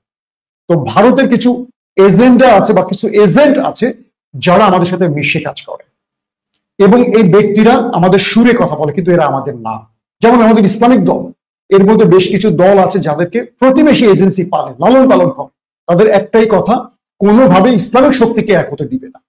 তো মাহমুদুর রহমান এই জিনিসগুলোকে বাংলাদেশের মানুষের কাছে তুলে ধরেছিলেন, মানুষকে ফ্যাসিজম শিখিয়েছেন, ফ্যাসিস্টদের বিরুদ্ধে কি করতে হবে শিখিয়েছেন, সংবাদের মাধ্যমে তাদের পরিচয় তুলে ধরেছেন। একটা পর্যায়ে মানুষ শেখ হাসিনাকে ফ্যাসিস্ট বলতে বাধ্য হয়েছে, পরবর্তী তাকে ফেক মামলায় জেলে পাঠানো হলো। এখন সেই মাহমুদুর রহমান দেশে এসে যদি তিনি বসে পড়েন, তাকে তো উপদেষ্টা দিতে হবে। তিনি তো এই উপদেষ্টাদেরকে জ্বালাবেন। এই উপদেষ্টা যেভাবে রাম রাজত্ব তৈরি করেছে, মাহমুদুর রহমান তো তাদেরকে সেভাবে কাজ করতে দেবে না। তাহলে কি করতে হবে? তাকে জেলে রাখতে হবে। শেখ হাসিনা তাকে যেভাবে শাস্তি দিয়েছে, তাকে সেভাবে জেলে রাখেন। যদি মাহমুদুর রহমানকে মুক্ত বাতাসে রাখেন, যদি কনক সরোয়ারকে দেশে আসার সুযোগ করে দেন, যদি ইলিয়াস হোসেনকে দেশে আসার সুযোগ করে দেন, তারা তো বিরক্ত করবে এই সরকারকে। বিদেশে বসে তারা যতটুকু পারুক হইচই করুক, দেশে আসতে দেওয়া যাবে না। ইলিয়াস কালকে বললো যে আমাদের মামলাকে নিয়ে কি করছে। এই যে ছাত্র বিপ্লব, আমি যখন আজকে কথা বলছিলাম সার্জিসের সাথে, ও আমাকে বলল যে আমরা যে আন্দোলন তৈরি করেছি এই আন্দোলনের পেছনে কনক ভাই, ইলিয়াস ভাইদের অনেক বড় ভূমিকা আছে, কারণ তাদের বক্তব্যগুলো শুনেছি। আজকের যে যুব সমাজ রাস্তায় নেমেছে, একদম সার্জিস আমার সাথে লাইনে আছে, আজকে যে যুবকরা রাস্তায় নেমেছে এই বাংলাদেশকে তারা নতুন ভাবে সাজানোর পেছনে কনক সরোয়ার, ইলিয়াসদের, পিনাকিদাদের অনেক বড় ভূমিকা। কিন্তু দেখেন তাদেরকে দেশে আসতে কোনো সহযোগিতা করা হচ্ছে না। দেখেন আমি শেষ একটা কথা দিয়ে আমার বক্তব্য শেষ করবো, কারণ আজকে সার্জিসের কথা শুনতে খুব ভালো লাগছে। এরপরে তো মিনার ভাই আছে, আমি যার অনেক বড় ভক্ত। তুরস্কে দেখেন আমাদের যুব সমাজের মধ্যে হতাশা তৈরি হয়েছে যখন তুরস্কের 16তে একটা সামরিক কূ হলো। সেই কূ মোকাবেলা করলো একেপি, মানে তুরস্কের এরদোয়ানের পার্টি। এক রাতে কয়েক ঘন্টায় প্রায় 350 থেকে 400 মানুষ মেরে ফেললো সেনাবাহিনী। পরবর্তী এরদোয়ান ক্ষমতায় ফিরে আসলেন, মানে সবকিছু মোকাবেলা করে আসলেন। প্রত্যেকটা পরিবারকে তিনি সহযোগিতা করলেন, প্রত্যেকটা পরিবারের খোঁজ খবর নিলেন, চাকরি দিলেন, তাদের পরিবারকে সামাজিকভাবে মূল্যায়ন করলেন এবং দ্রুত সময়ের মধ্যে বিশাল গ্রুপ সেনাবাহিনীকে, পুলিশকে তিনি সরিয়ে দিলেন। সেখানে খুব দ্রুত সময়ের মধ্যে আবার নিয়োগ প্রক্রিয়া করলেন। এখন বলবেন বিসিএস ছাড়া কি করে নিয়োগ দিবেন বড় পদ? পৃথিবীর বহু দেশে এই সিস্টেম আছে। 3 মাসের মধ্যে একটা শর্ট লিস্টে পরীক্ষা হলো, সেখান থেকে মেধাবীদের নিয়োগ দিলেন, দিয়ে 3 মাসের ট্রেনিং দিয়ে তাদেরকে পুলিশে নামালেন, সেনাবাহিনীতে নামালেন। আজকে আমাদের বহু ছাত্ররা যারা লড়াই করেছে, জীবন দিয়েছে, অন্ধ হয়েছে, এই পরিবারকে আপনি কজনের খোঁজ নিয়েছেন? কটা পরিবারের অনুদান দিয়েছেন? কটা পরিবারকে চিকিৎসা আপনি ব্যয় বহন করেছেন? এদের তালিকা এখনো চূড়ান্ত হয়। এখন যদি আমরা আমাদের এই যুব সমাজ, দেখেন আনসারের একটা বিপ্লব হলো, দেখলাম পুলিশ ঠিক মতো কাজ করছে না, আমরা ম্যাজিস্ট্রেসি পাওয়ার দিলাম সেনাবাহিনীকে। কতদিন সেনাবাহিনী, পুলিশ এরা কি সবাই আমাদের? 16 বছরে যে নিয়োগ পেয়েছে তারা তো এখন অনেকে চুপ, অনেকে আউট। যারা চুপ তারা একটা মরণ কামড় দেবে না শেখ হাসিনার সিগন্যাল পেলে? আপনি দ্রুত মেয়াদে কেন নিয়োগ দিচ্ছেন না? আমাদের মাস্টার্সে পড়া বহু বেকার আছে, অনার্স কমপ্লিট করা বহু বেকার আছে, যারা বিপ্লবের সাথে সরাসরি জড়িত ছিল মাঠে, যারা এই স্পিডকে ধারণ করে, তাদেরকে বাছাই করে আপনি কেন পুলিশে নিয়োগ দিচ্ছেন না? একটা কাজ দেখেন সরকার, প্রত্যেকটা কাজের দিকে তাকায়, প্যাচ লাগায় রাখছে। সব দোষ ছাত্রদের, সমন্বয়কদের আর ডক্টর মোহাম্মদ ইউনূসের, কিন্তু পেছন দিকে কলকাঠি নাড়ছে কারা? এই রাষ্ট্র। মাসুম ভাই, মানে আরেক যেই গ্রুপটা ধরেন বাংলাদেশের স্বার্থ দেখে না, সেই গ্রুপটা আবার সক্রিয় হয়ে উঠেছে এবং এই সক্রিয় গ্রুপটা এই সরকারকে, মানে প্রথমত সরকারে তাদের এজেন্ট ঢুকিয়েছে, এখন তারা তাদের মাধ্যমে এটাকে নানাভাবে অপারেট করছে। মাসুম ভাই, আমি আবার শরীফ ওসমান, আজকে আপনারা একটি প্রতিবাদ করেছেন, 24 ঘন্টা 48 ঘন্টা আলটিমেটাম দিয়েছেন, কি মনে করছেন, কিভাবে দেখছেন? আমরা আমাদের আলোচনা যতটুকু শুনলেন, আপনার পর্যবেক্ষণটা কি? ধন্যবাদ। যেহেতু সার্জিস আজকে যুক্ত আছেন, আমি একটুখানি সার্জিসের একটা শব্দ নিয়েই একটু সামনে কথা বলি, যেহেতু আজকে আমরা মানববন্ধন করে 48 ঘন্টার আলটিমেটাম দিয়েছি। তো প্রত্যাশা করি নাই আসলে, এরপরে যেহেতু সার্জিস আছেন তবুও বলা। প্রথম সারির যারা এই আন্দোলনের সমন্বয়ক, আমি যতদূর দেখেছি, আমার দেখা ভুল হতে পারে, ভুল হলে আমি ক্ষমা প্রার্থী। আমি মাহমুদ ভাই দেশে আসা, তার কারাবরণ করা, এখন পর্যন্ত প্রায় 3 দিন কারাগারে থাকা, এই নিয়ে কিন্তু আমি প্রধান সারির কোনো সমন্বয়ককে ফেসবুক পোস্ট করতে দেখিনি। এটা হলো প্রথম কথা। এই যে কেন করতে পারলো না, এর কারণ হলো যেহেতু মাসুম ভাই আজকে শহীদ আহত এদের নিয়ে কথা বলেছেন, গত শোতে আমরা এটা নিয়ে অনেক কথা বলেছি, সুতরাং আমি এই কথাটা না বলে আমি বরং এটুকুন বলি যে যাদেরকে আমরা সমন্বয়ক হিসেবে চিনি মিডিয়ায়, যারা এই আন্দোলনকে সামনে নিয়ে গেছেন, এদের কেউই মাহমুদ ভাই দেশে আসা তাকে রিসিভ করতে কিন্তু যেতে পারলেন না। অনেক ব্যস্ততা আছে নিশ্চয়ই সবার। এরপরে কারাগারে যখন যায় তখনও যেতে পারলো না। এমনকি একটা ফেসবুক পোস্ট তার পক্ষে, আমরা যখন প্রচুর ভাইরাল হয়ে গেল মাহমুদ ভাইকে, আপনারা দেখেছেন আমাদের ইনকিলাব মঞ্চ থেকেও যে আমরা নিঃশর্ত মুক্তি চাই, পুরো গণমানুষ এটাকে প্রচুর শেয়ার করেছে। এই যে করতে পারলো না, এটাকে আমি একটু অন্যভাবে দেখতে চাই। এটা হলো একটা বাংলাদেশ, সেটাকে আমরা বলতে চাই প্রথম আলো সিনড্রোম। হ্যাঁ, দেখেন আমি কথাটা খুব রাফলি বললে, যেহেতু সবাই শুনছে তারপর বলে ফেলি। বাংলাদেশে ফ্যাসিবাদ, তো আমি এটা বারবার বলেছি এবং আবার বলবার চেষ্টা করি, ফ্যাসিবাদ আমরা মনে করি যে হাসিনা পালিয়ে গেছে, সুতরাং ফ্যাসিবাদের পতন হয়ে গেছে। আই রিপিট, ফ্যাসিবাদ ক্ষমতা চর্চার ব্যাপার নয়, ফ্যাসিবাদ হলো একটা কালচারাল ব্যাপার, সংস্কৃতির ব্যাপার, যেটা দিনকে দিন মানুষের মননে মগজে গড়ে ওঠে। গত 16-17 বছর ধরে যেই ফ্যাসিবাদ মানুষের মননে মগজে গড়ে উঠেছে, সেখানে শেখানো হয়েছে যে প্রথম আলোর যা কিছু ভালো তার সাথে প্রথম আলো, এর মানে প্রথম আলো যাকে ভালো বলে না তার সাথে থাকলে সুশীল হওয়া যায় না, ভদ্র ছেলে হওয়া যায় না, গুড বয় হওয়া যায় না, সুতরাং ওসব করতে নেই। এই যে সফট শাহবাগিতা, এইটা যে দাঁড়িয়ে করলো, আমি আপনাকে মজার ব্যাপার বলি, যেমন বাংলাদেশে যে মাহমুদুর রহমান ফিরলো, এটা সব থেকে মন খারাপ তো প্রথম আলো। কারণ হলো প্রথম আলোর এই জন্য তারা সবসময় একটা প্রফেশনালিজম মেনটেন করতে চায়। এবার খুললাম ধরা খেলো প্রথম আলো। তো আসলে কি বলবো, যেমন গত 3 দিন আগে আপনারা দেখেছেন কিনা, শেখ হাসিনার জন্মদিন উপলক্ষে 2021 সালে প্রথম আলো, আইডিপি 2021 সালে পুরো প্রথম পেজ জুড়ে, আমি বলি জনকণ্ঠ কোনোদিন এটা করে নাই যেটা প্রথম আলো করেছে। তারা বলতে পারে ব্যালেন্স করার জন্য, কিন্তু কোনোদিন খালেদা জিয়াকে ব্যালেন্স করার জন্য কিন্তু প্রথম আলো এটা করে নাই। তারা শিশির ভট্টাচার্যকে দিয়ে তারেক রহমান খালেদা জিয়াকে দিনকে দিন কার্টুন আঁকিয়েছে, থিয়েটার করেছে। তাদেরকে কোনোদিন খালেদা জিয়া বা তারেক রহমান ডেকে বলেছে, এটাও তারা বলতে পারবে না। কিন্তু শেখ হাসিনার জন্মদিনের শুভেচ্ছা জানিয়ে প্রথম আলো প্রথম পেজ ঘুরে রেখেছে। ছেলের গল্প, আই থিঙ্ক প্রথম আলো বুঝতে পারিনি যে হাসিনা এভাবে চলে যাবে। তো এই কথাটা আমি কেন বললাম, এই যে বাংলাদেশের শাহবাগিতা, আমরা একটা নতুন স্লোগান আজকে দিয়েছি, এটা আপনাদের সম্মানও জানাতে চাই, যে শহীদেরা দিচ্ছে ডাক, শাহবাগিতা নিপাত যাক। শাহবাগিতা, শাহবাগ, শাহবাগিতা, এই দুটো যে এক না। শাহবাগিতা যে সারা বাংলাদেশের মননে মগজে বিভিন্ন প্রতিষ্ঠানে ছড়িয়ে আছে, এর বড় প্রমাণ হলো আমাদের সমন্বয়ক ভাই বোনেরা, তারা খুশি হন, তারা নিজেদেরকে সুশীল গুড বয় মনে করতে পারেন যদি তাদেরকে প্রথম আলো, ডেইলি স্টার একটা কভারেজ দেয়, তাদেরকে নিয়ে একটা স্টোরি করে। সুতরাং মাহমুদুর রহমান হলো যথেষ্ট উগ্রপন্থী একজন মানুষ, আর তাকে নিয়ে কথা, একটা হুজুর হেফাজত টেফাজত এরা পর্যন্ত বললে ঠিক আছে, কিন্তু এটা বললে খারাপ দেখা যায়। এই যে মননে মগজে এটা তৈরি করা গেল, এবং সেখান থেকে আমাদের একজন সমন্বয়ক, আমি নাম ধরে বলতে পারি, প্রত্যেককে আমি খেয়াল করেছি, যাদেরকে মানুষ চেনে, তারা কেউ, মাহমুদ ভাই তো হট করে, আমরা তো 24 ঘন্টা আগে বলেছি মাহমুদ ভাই আসছেন, তার মা অসুস্থ, একজন বিমানবন্দরে যেতে পারেন নাই। তিনি যেদিন কারাগারে গেলেন সেখানে তাকে কোম্পানি দিতে যেতে পারেন নাই। ইভেন এর পরে একটা ফেসবুক পোস্টও দিতে পারেন নাই। আপনারা এটাকে কোনোভাবে এভাবে এড়িয়ে যেতে পারবেন না, তারা কেউ খেয়াল করেন নাই। কারণ মাহমুদ ভাইকে হাজারো ছাত্র জনতা 24 ঘন্টার নোটিসে আমরা ইনকিলাব মঞ্চ যে আয়োজন করেছি তাকে রিসিভ করার জন্য, সেটা কিভাবে মানুষ গেছে আপনারা দেখতে পেরেছেন। তা আমি আপনাকে একটা কথা শুধু সার্জিসের কাছ থেকে কোট করি, বিপ্লব কিভাবে হারিয়ে যায় দেখেন। সার্জিস হয়তো কনসাসলি বলে নাই, সার্জিসও কিন্তু বলেছে অন্তর্বর্তীকালীন সরকার। আমি খুবই অপোজ করছি। কিসের অন্তর্বর্তীকালীন সরকার? এটা কি কোনো অন্তর্বর্তীকালীন সরকার? এখন পর্যন্ত রেকর্ডেড প্রায় 1600 মানুষ শহীদ হয়েছে 3 থেকে 4 দিনে। মানে ক্যান ইউ ইমাজিন? হাজার হাজার মানুষ চিরতরে অন্ধ হয়ে গেছে, পঙ্গু হয়ে গেছে। আমি গত সেশনে আপনাদেরকে একটা গল্প শুনিয়েছি, এক পরিবারের কিভাবে 3 জন মারা গেছে। কত গল্প এরকম। আপনি এটা এরপর এটা অন্তর্বর্তীকালীন সরকার? আমরা তো বিপ্লব করেছি। সেই বিপ্লবের পর বিপ্লবী সরকার না হয়ে যখন অন্তর্বর্তীকালীন সরকার হিসেবে নিজেদেরকে পরিচয় দেয়, বিপ্লব তো তখনই বিহাত হয়ে যায়। আমি আপনাকে একদম নাম ধরে বলতে চাই, একমাত্র আদিলুর রহমান এবং ডক্টর ইউনুস ছাড়া, ডক্টর ইউনুস অন্যভাবে জুলুমের শিকার হয়েছেন, অল্প কিছুদিন জেল খেটেছেন, তাকে 7 তলা পর্যন্ত বয়োবৃদ্ধ মানুষ হাঁটিয়ে উঠেছে, কিন্তু আদিলুর রহমান সত্য প্রকাশের দায়ে জেল খেটেছেন। এই ছাড়া এই যে উপদেষ্টা পর্ষদ ছাত্র জনতার রক্তের উপরে দিয়ে গঠিত হলো, আপনি আমাকে একজনের নাম বলেন যিনি এই ফ্যাসিস্ট আমলে বড় কোনো অন্যায়ের শিকার হয়েছে, জেল খাটা তো দূরের কথা, তাদের কোনো ক্ষতি হয়েছে? এটা তো গণ এনজিও তন্ত্রী সরকার। আরো যদি খোলামেলা বলি, এটা প্রথম আলোর সরকার, প্রথম আলোর কলামিস্ট, প্রথম আলোর সরকার তারা গঠন করেছে। আমি আজকে মানববন্ধনে একটা কথা স্পষ্ট বলেছি, এই সরকারের বিরুদ্ধে আমরা একটি কথাও এতদিন বলি নাই, বৃহত্তর ঐক্যের জন্য, যে আমরা ছাত্র জনতার রক্তের বিনিময়ে যে সরকার গঠন করেছি সেটা যদি ক্ষতিগ্রস্ত হয় আমরা সবাই সর্বনাশের সম্মুখীন হব। কিন্তু আজকে থেকে আমরা একদম নাম ধরে ধরে একজনের বিরুদ্ধে বলা শুরু করছি, ঠিক এই জন্য যে আমরা করেছি বিপ্লব।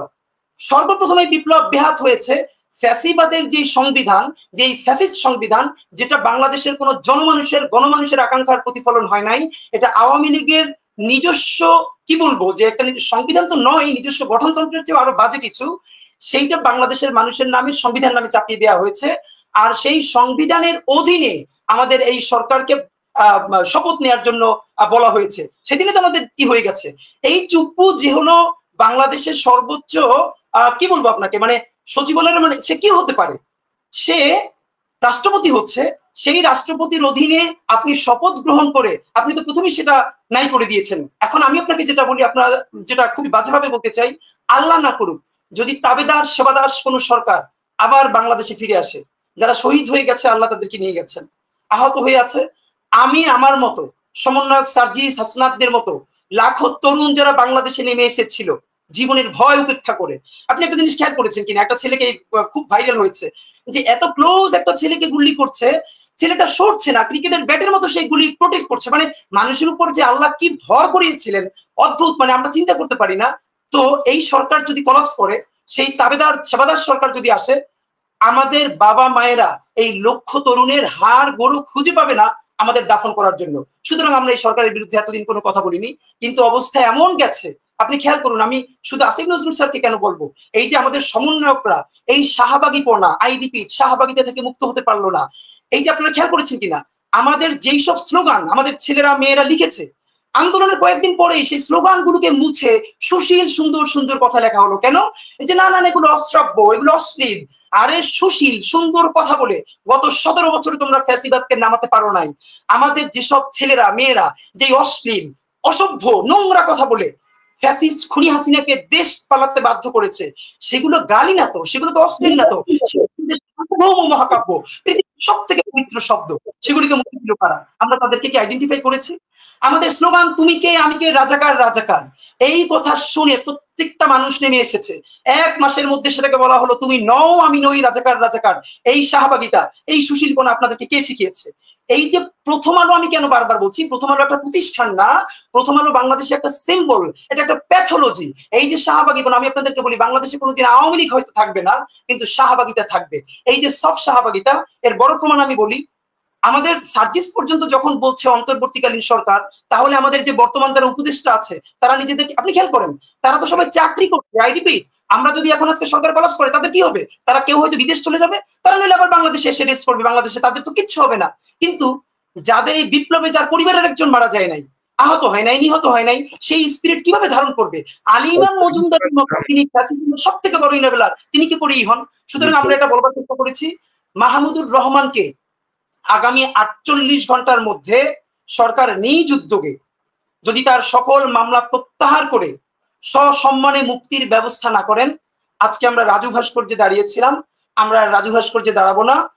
আইন উপদেষ্টা আসিফ নজরুল স্যারকে আমি বলেছি যে আপনার কার্যালয়ের সামনে দাঁড়াবো, আমাদের মাথা গুনে লোক গুনে আপনি চিন্তা করবেন না, আমাদেরকে রক্তাক্ত না করে ওখান থেকে আপনি সরাতে পারবেন না। বাংলাদেশের মানুষ রক্ত দেওয়ার শিখে গেছে। আমি এবং আসিফ নজরুল স্যারকে একটা কথাই বলেছি, এটা বলে আমি প্লিজ শেষ করছি, যে মাহমুদুর রহমান সাহেবকে আপনার যদি এত দ্বিধা, তার মাকে দেখতে যেতে যদি আপনার এত দ্বিধা, তাহলে যেই আন্দোলন সংগ্রাম শিখিয়েছেন মাহমুদুর রহমান, সেই আন্দোলনের ফসল হিসেবে আপনারা সরকার হলেন, সেই সরকারের উপদেষ্টা হতে আপনাদের লজ্জা করে না, দ্বিধা করে না, ঘৃণা করে না? আপনাদের এত সুশীলপনা আপনাদের সেজন্য লজ্জা লাগে না? সুতরাং ইনকিলাব মঞ্চ আজকে যে মানববন্ধন করেছে ছাত্র জনতাকে নিয়ে 48 ঘন্টা, এবং আপনাদেরকে আমি সেটাও ঘোষণা দিয়েছি, আগামী যে নতুন বাংলাদেশ নির্মিত হবে, এই ফ্যাসিবাদের সংবিধান বিলোপ করে নতুন সংবিধান, জন আকাঙ্ক্ষার যেখানে অভিপ্রায় ঘটবে, প্রতিফলন ঘটবে, সেই সংবিধান না হওয়া পর্যন্ত আমরা নতুন বাংলাদেশ বিনির্মাণের যে সংগ্রাম করব, সেই সংগ্রাম আমরা মাহমুদুর রহমান ভাইকে মুক্ত করে তার নেতৃত্বে আমরা সেই নতুন বাংলাদেশ বিনির্মাণের সংগ্রাম ইনশাআল্লাহ আমরা পরিচালনা করব। এই পর্যন্ত ইনশাআল্লাহ আবার পরে সুযোগ পেলে বলবো। ধন্যবাদ শরীফ ওসমান। মিনার ভাই, আপনি শুনছিলেন আলোচনা। শরীফ ওসমান বেশ কিছু প্রশ্ন রেখেছেন সার্জিসের কাছে, আমি সেগুলোতে যাব। আপনার পর্যবেক্ষণটা শুনি, আপনি তো যদি আমাদেরকে একটু আপনার অভিমতটা দেন। ধন্যবাদ কনক সারোয়ার ভাই। আমি খুব আসলে মুগ্ধভাবে সার্জিসের কথাগুলি শুনেছি। ওনাকে আমি আসলে ফলো করতাম, মানে আমার কি চেঞ্জি জেনারেশনের একজন কি বলবো একজন উল্লেখযোগ্য তরুণ, যার কথা হয়তো সারা দেশবাসী শুনছে, এবং আজকে আমার খুবই ভালো লেগেছে ওর কিছু কথা। এখন যে একটা প্রশ্ন শুধু সার্জিসের কাছে, প্রশ্ন না, যে একটা অবজারভেশন বা এই জিনিসটা একটু খেয়াল করলে ভালো হবে, যে আমরা হয়তো ফেসিবাদকে আমরা আসলে পরাজিত করেছি, আমরা চাই না ফেসিবাদ আর ফিরে আসুক, ইনশাল্লাহ সেটা আসতে পারবে না। বর্তমান সরকারের কিছু কাজকর্ম নিয়ে কিন্তু আমাদের এখন প্রশ্ন শুরু হয়ে গেছে, বা মনের ভিতর বিভিন্ন সন্দেহ দানা বেঁধেছে, এই একটা দুটা। তাহলে আমাদের সামনে কি ওয়ে আউটটা কোথায়? তাহলে আমাদের যেতে হবে সামনে যে রাজনৈতিক শক্তিগুলো আছে। এই জন্য আমি ইয়াং জেনারেশনকে বলবো, যারা অনেকে সামহাও ডিপলিটিসাইজেশনের শিকার হয়েছে, আসলে এরা অত্যন্ত সুচতুর ভাবে এদেরকে এই দিকে ঠেলে দেওয়া হয়েছে, যে আই হেট পলিটিক্স বা এই জাতীয় প্রজন্ম। শরীফ ওসমান যে একটা হাউজের কথা উল্লেখ করলেন, সামহাও ওখান থেকে সবকিছু এসেছে, এটা আমাদের আজকে বলতেই হবে। তা আমি আর ওইদিকে যাচ্ছি না, শুধু সার্জিস বা এই নিউ প্রজন্মের কাছে আমাদের একটা আবেদন থাকবে, আমরা যেন সেই ডিপলিটিসাইজের শিকার না হয়ে পড়ি। দেশকে চালাতে হবে পলিটিক্স দিয়ে।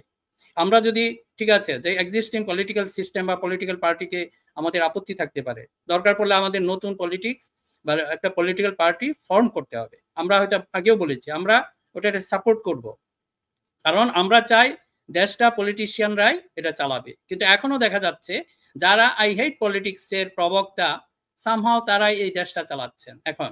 এবং এই যে আজকে বর্তমানে যে পরিস্থিতি সৃষ্টি হয়েছে, এই যে প্রত্যেকটা ফ্যাসিবাদী কিন্তু এরা একটু ভেস্টেড ইন্টারেস্ট গ্রুপ তৈরি করে। আমরা যদি প্রত্যেকটা, সেটা সিভিল ব্যুরোক্রেসিতে আছে, মিলিটারিতে আছে, প্রত্যেক জায়গায় দেখেন একটা বিরাট একটা ভেস্টেড মানে কি কায়েমি স্বার্থবাদী গ্রুপ। কায়েমি স্বার্থবাদী হলো মানে বর্তমান সিস্টেমে যাদের স্বার্থ সংরক্ষিত, এরা কিন্তু একটা কামড় দিয়ে পড়বে। এবং এইটাই দেখা যাচ্ছে। আজকে আপনি প্রশাসনে যান, কালচারাল সেক্টরে যান, ইন্টেলেকচুয়াল সেক্টরে যান, এই ইউনিভার্সিটিগুলোতে দেখা যাচ্ছে ঘুরে ফিরে ওই কুমিরের বাচ্চার মতো ওদেরকে আমাদের কাছে নিয়ে আসছে। কাজে আমাদের এখন যে কাজটা করতে হবে, যে যেভাবেই হোক আমাদের এটাকে প্রতিরোধ করতে হবে। আমরা হয়তো বেশি হয়তো সময় ওইভাবে দিতে পারবো না, যদি আমরা যত বেশি সময় দিব আমাদের ক্ষতিটা কিন্তু বেশি হয়ে যাবে। কাজে যে ছাত্র সমন্বয়ক যারা আছেন, আমি যাদেরকে বলি জনতার সমন্বয়ক যারা এখনো সরকারে যেভাবে হোক যায় না, এটা একটা ভালো হতে পারে, আপনারা একত্রিত হন। তারপরে ইলিয়াস হোসেন ভাই যে একটা প্রস্তাব রেখেছেন, আমরা এটা ইন্টারনালি নিজেদের মধ্যে আলোচনা করেছি, যে বৈষম্য বিরোধী গণমাধ্যম পরিষদ, এটা আমরা ইনশাল্লাহ করব। আমরা আপনাদের পাশে থাকব। আমাদের রাজনৈতিক অভিলাষ নাই, তাই বলে আমরা ডিপলিটিসাইজ করবো না, আমরা পলিটিক্সকে সঠিক রাস্তায় থাকতে সহায়তা করব। কাজে আপনারা যদি এটার মধ্যে এগিয়ে আসেন, নিউ জেনারেশন মোস্ট ওয়েলকাম। আপনারা যদি জানেন আমাদের সেই জীবনটা শুরু অনেকের সাথে আমি এটা করি, ওরা মনে করে বোধহয় I have got some politically যে কোনো একটা হয়তো উচ্চাকাঙ্ক্ষা আছে, সেরকম নাই। আমরা বলছি এখানে যারাদেরকে দেখছেন, আমরা তো ইন্টারনালি আমরা কথা বলি, ইনক্লুডিং মাহমুদ ভাই, তার শফিক রহমান, আপনারা তো সবাইকে জানেন, ওনার অনেক সুযোগ ছিল, উনি কোনো কিছুই নেন নাই, কিন্তু একটা জায়গা থেকে পরামর্শ দিয়েছেন। ওনার সম্পর্কে অনেক কিছু খারাপ বলা হতো মানুষের কাছে, যে ওই ধরনের বিএনপি ঘরানার বা দলান্দ এই জাতীয় জিনিস বলা হতো, আমাদেরকে হয়তো সামহাও বলে। কিন্তু আমরা চাই এই পলিটিক্সটা সঠিক রাস্তায় ফিরে আসুক। তাই এই যে সার্জিস সহ আমার যেটা হচ্ছে আপনাদের কাছে এটাই বলবো, যে আপনি প্রথম যাদেরকে হয়তো এদেরকে আসবে না, ফেসিবাদকে আমরা পরাজিত করেছি, বর্তমান সরকারও যদি এটা ফেইলুর হয় তা আপনাদের ওয়ে আউটটা রাখতে হবে। কাজে আপনারা ইতিমধ্যেই দেখেছেন এই যে ইয়ার প্রচারণার শিকার হয়েছেন, যে সমন্বয়করা এই করে সেই করে। একইভাবে আমি জাস্ট আপনাদের প্রতি এইটুকু মনোযোগ দিতে বলবো, যে সামনে যে পলিটিক্যাল পার্টিগুলি আছে, আমরা যদি সবগুলিকে ধ্বংস করে দিই, দে আর নট পারফেক্ট, এটা কিন্তু খেয়াল রেখে তাদের সেই সুযোগটা দিতে হবে, পরিশুদ্ধির সুযোগটা দিতে হবে। আমরা যদি তাদেরকে ধরি বা আপনাদের মাধ্যমে তাদেরকে এমন একটা জায়গায় মানে আমরা তাদেরকে চিত্রিত করে ফেলি, কিংবা তাদের পিউরিফিকেশনের সেই সুযোগটা যদি না থাকে, তাহলে তো ডিপলিটিসাইজ এরা উৎসাহিত হবে, পিছনের যে ফেসিবাদ ছিল সেগুলো আবার চলে আসবে। কাজে আপনাদের প্রতি অনুরোধ, যখন আপনারা পলিটিক্যাল কারণে যদি একজন আরেকজনের বিরোধিতা করতে হয়, একই কথা বিএনপি এবং জামাতের ক্ষেত্রে প্রযোজ্য। এই মাসুম ভাই যে কথাটা বললেন, যে মিশরের উদাহরণ দিয়েছেন, আসলে এটা থেকে কিন্তু আমরা খুব বেশি দূরে নই। যে কোনো সময় তো ভয়ঙ্কর কিছু ঘটে যেতে পারে। এখানে তিনটা শক্তি, এক হলো ছাত্র সমন্বয়, দুই হলো যদি আমরা দুইটা পলিটিক্যাল পার্টি বিএনপি এবং জামাতকে ধরি, আপনাদের তিনজনকেই কিন্তু করবে, কচুকাটা করে ফেলবে, এটা নো ডাউট।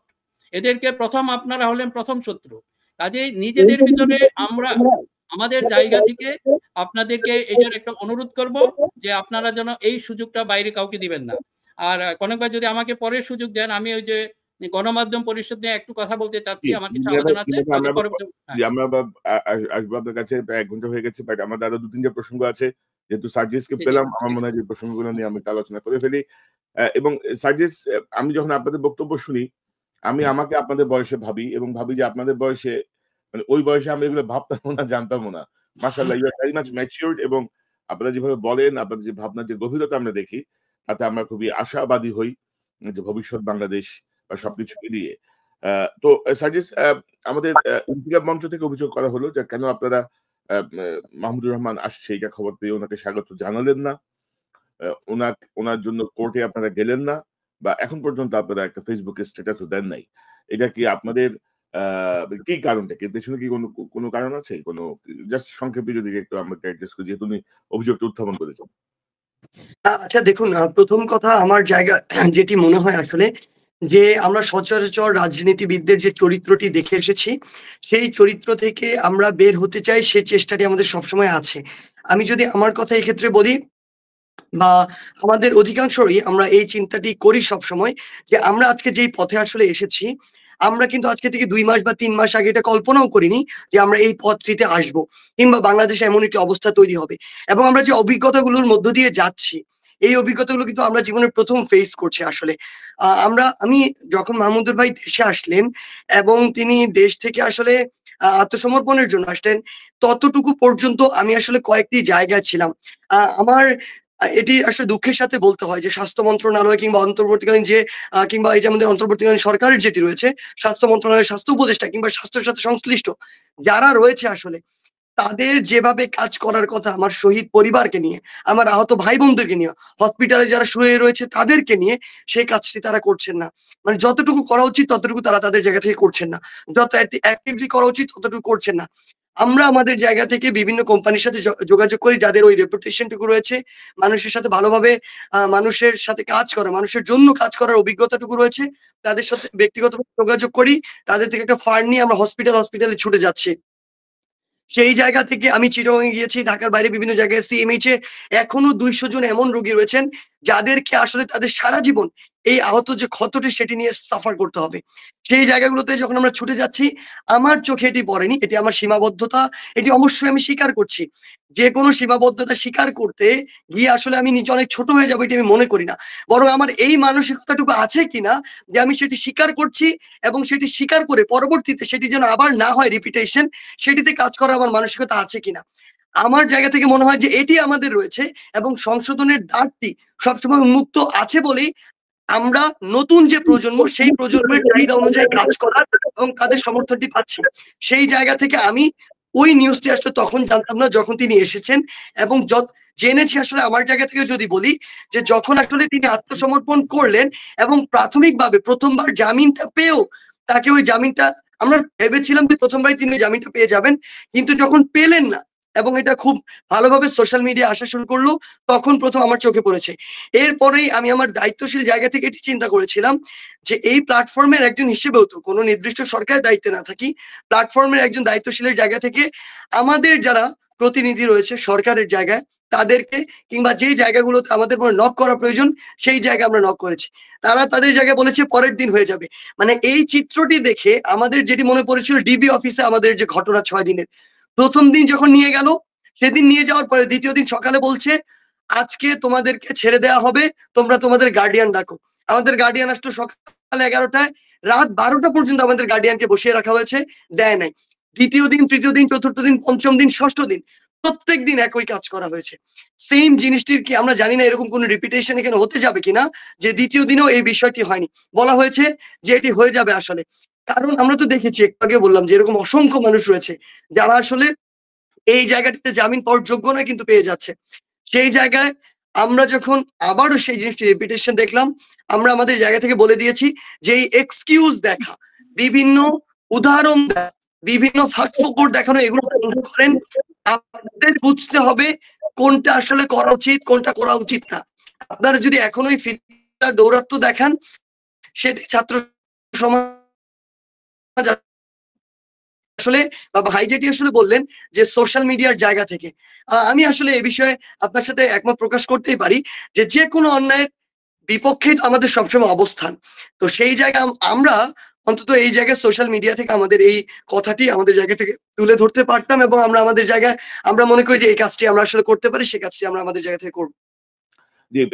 আরেকটি গুরুত্বপূর্ণ যে বিষয়টি আসছে, যে ধরেন বিপ্লবী সরকার হয়ে গেছে আপনার অন্তর্বর্তীকালীন সরকার, বিপ্লবের চেতনা ব্যাহত হচ্ছে। চেতনাকে আসলে যারা এখানে বসে আছেন তারা এটিকে ধারণই করতে পারছেন না।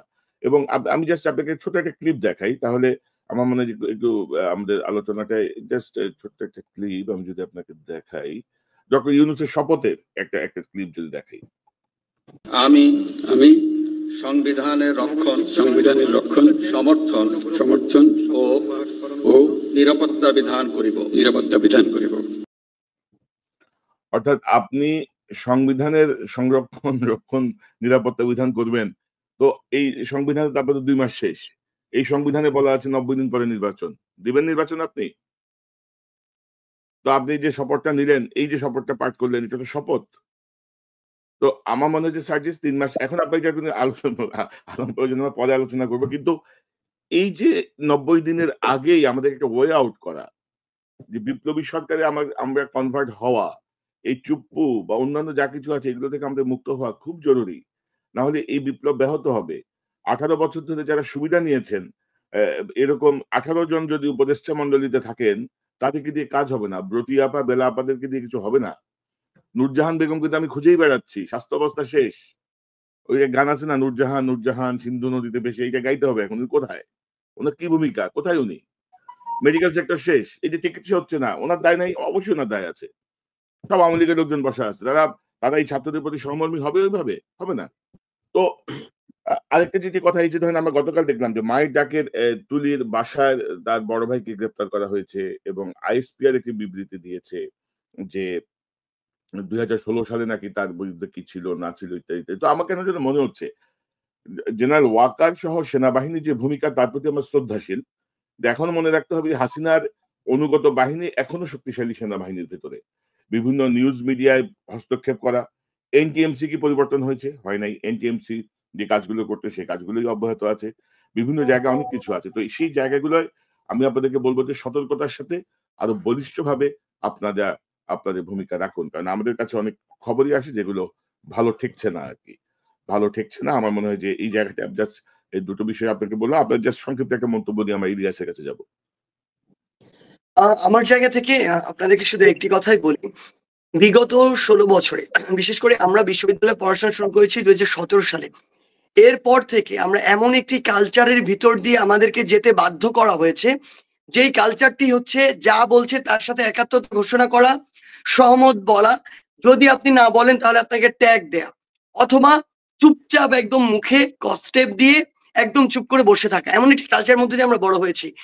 সেই জায়গায় তখন আসলে এই বিশ্ববিদ্যালয় পর্যায়ে এসে আমরা ধীরে ধীরে আপনাদের সহ আমাদের যে ভাইরা আসলে বাংলাদেশ থেকে বিভিন্নভাবে তাদেরকে বাধ্য করা হয়েছে, মুখ বন্ধ করার চেষ্টা করা হয়েছে, যারা এই দেশ থেকে বিভিন্ন দেশে পাড়ি জমিয়েছেন এবং দেশের জন্য, দেশের মানুষের জন্য বাইরে থেকে কথা বলা শুরু করেছে। তাদের যখন এই কথাগুলো বিভিন্ন অনলাইন ভিত্তিক বিভিন্ন টক শো বলি, বিভিন্ন এরকম লাইভ বলি বা অন্যান্য প্রোগ্রাম বলি, এগুলোর মাধ্যমে শোনা শুরু করি, তখন আসলে প্রথম আমাদের চিন্তার ভিতরে নতুন করে একটি খোরাক সৃষ্টি হয়। তখন আমাদের চিন্তার ভিতরে নতুন করে একটি বৈচিত্র্য সৃষ্টি হয় এবং সেই প্রথম আমরা ওই সহমত শব্দটিকে আবার প্রশ্ন করতে শিখি। সেই প্রশ্নটি এটি সত্য, অধিকাংশ প্রশ্ন আমরা মনে মনে করেছি। এটি সত্য, অধিকাংশ প্রশ্ন আমরা ফেসবুকে লিখে আবার অনলিমি করে দিয়েছি।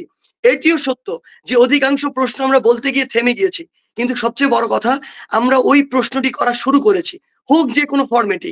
সেই জায়গা থেকে আমরা আপনাদেরকে মনে করি বা আপনারা যারা রয়েছেন দেশ দেশের মানুষের কথা চিন্তা করেন, আপনারা আপনাদের জায়গা থেকে এই কথাগুলো তুলুন। আমরা আমাদের এই কথাগুলো, আপনাদের এই আইডিয়া গুলো, নতুন ইনসাইট গুলো রাষ্ট্র পরিচালনার জন্য, দেশের মানুষের জন্য এগুলো আসলে জানতে এবং শুনতে চাই। এবং আমরা বিশ্বাস করি আপনারা যে বিভিন্ন ভাবে এই যে প্রশ্নগুলো করছেন, বিপ্লবী সরকার, অন্তর্বর্তীকালীন সরকার, প্রেসিডেন্ট চুপ্পু থেকে শুরু করে সংবিধানের বিষয়গুলো, বিশ্বাস করুন এই প্রশ্নগুলো আমাকে এই বিষয়গুলো নিয়ে নতুন করে ভাবাবে, আবার নতুন করে এই বিষয়গুলো নিয়ে পড়াশোনা করার জন্য একটি চাপ সৃষ্টি করবে আমার ভিতরে, যেটি আমার আসলে করা প্রয়োজন। আমাকে এই বিষয়গুলো তারা সমৃদ্ধ হতে উৎসাহিত করবে। সেই জায়গায় আমরা আমাদের জায়গা থেকে চাই যে আপনাদের এই বিভিন্ন দৃষ্টিভঙ্গি থেকে কোনো একটি জিনিসকে প্রশ্ন করা এটি অব্যাহত থাকুক। এবং এটা সত্যি যে ওই মুহূর্তে, ওই দিন ৫ই অগাস্ট পরিস্থিতি বিবেচনায় এমন কিছু সিদ্ধান্ত নিতে হয়েছে, যদি আমরা হাতে হয়তো ৭ দিন সময় পেতাম এই সিদ্ধান্তগুলো হতো না। পরিস্থিতি বিবেচনায় রাত ৪টার দিকে আমাদেরকে এটা ডিক্লেয়ার করতে হয়েছে যে আমাদের অন্তর্বর্তীকালীন সরকারের প্রধান উপদেষ্টা কে হবে। এটা তো রাত ৪টার দিকে ভোর ৫টায় ফজর আজানের সময় ডিক্লেয়ার করার বিষয় ছিল না। কিন্তু বিভিন্ন দিক থেকে এরকম যে বিভিন্ন অপচেষ্টার নীল নকশার গন্ধ পাওয়া যাচ্ছিল, পরিস্থিতি বিবেচনা অনেক কিছুই করতে হয়েছে, অনেক নামকে অনেক ভাবে দিতে হয়েছে, যেটা ছিল আসলে বিভিন্ন আঙ্গিকে বিভিন্ন জিনিস চিন্তা করে, বিভিন্ন বিষয় চিন্তা করে। আমরা যারা, আপনারা এটা জানেন যে আমরা আসলে জীবনের প্রথম আমরা এখানে যারা রয়েছে এই অভিজ্ঞতাগুলোর মধ্যে দিয়ে যাচ্ছি, ঠেকছি, শিখছি, নিজেকে সংশোধন করছি।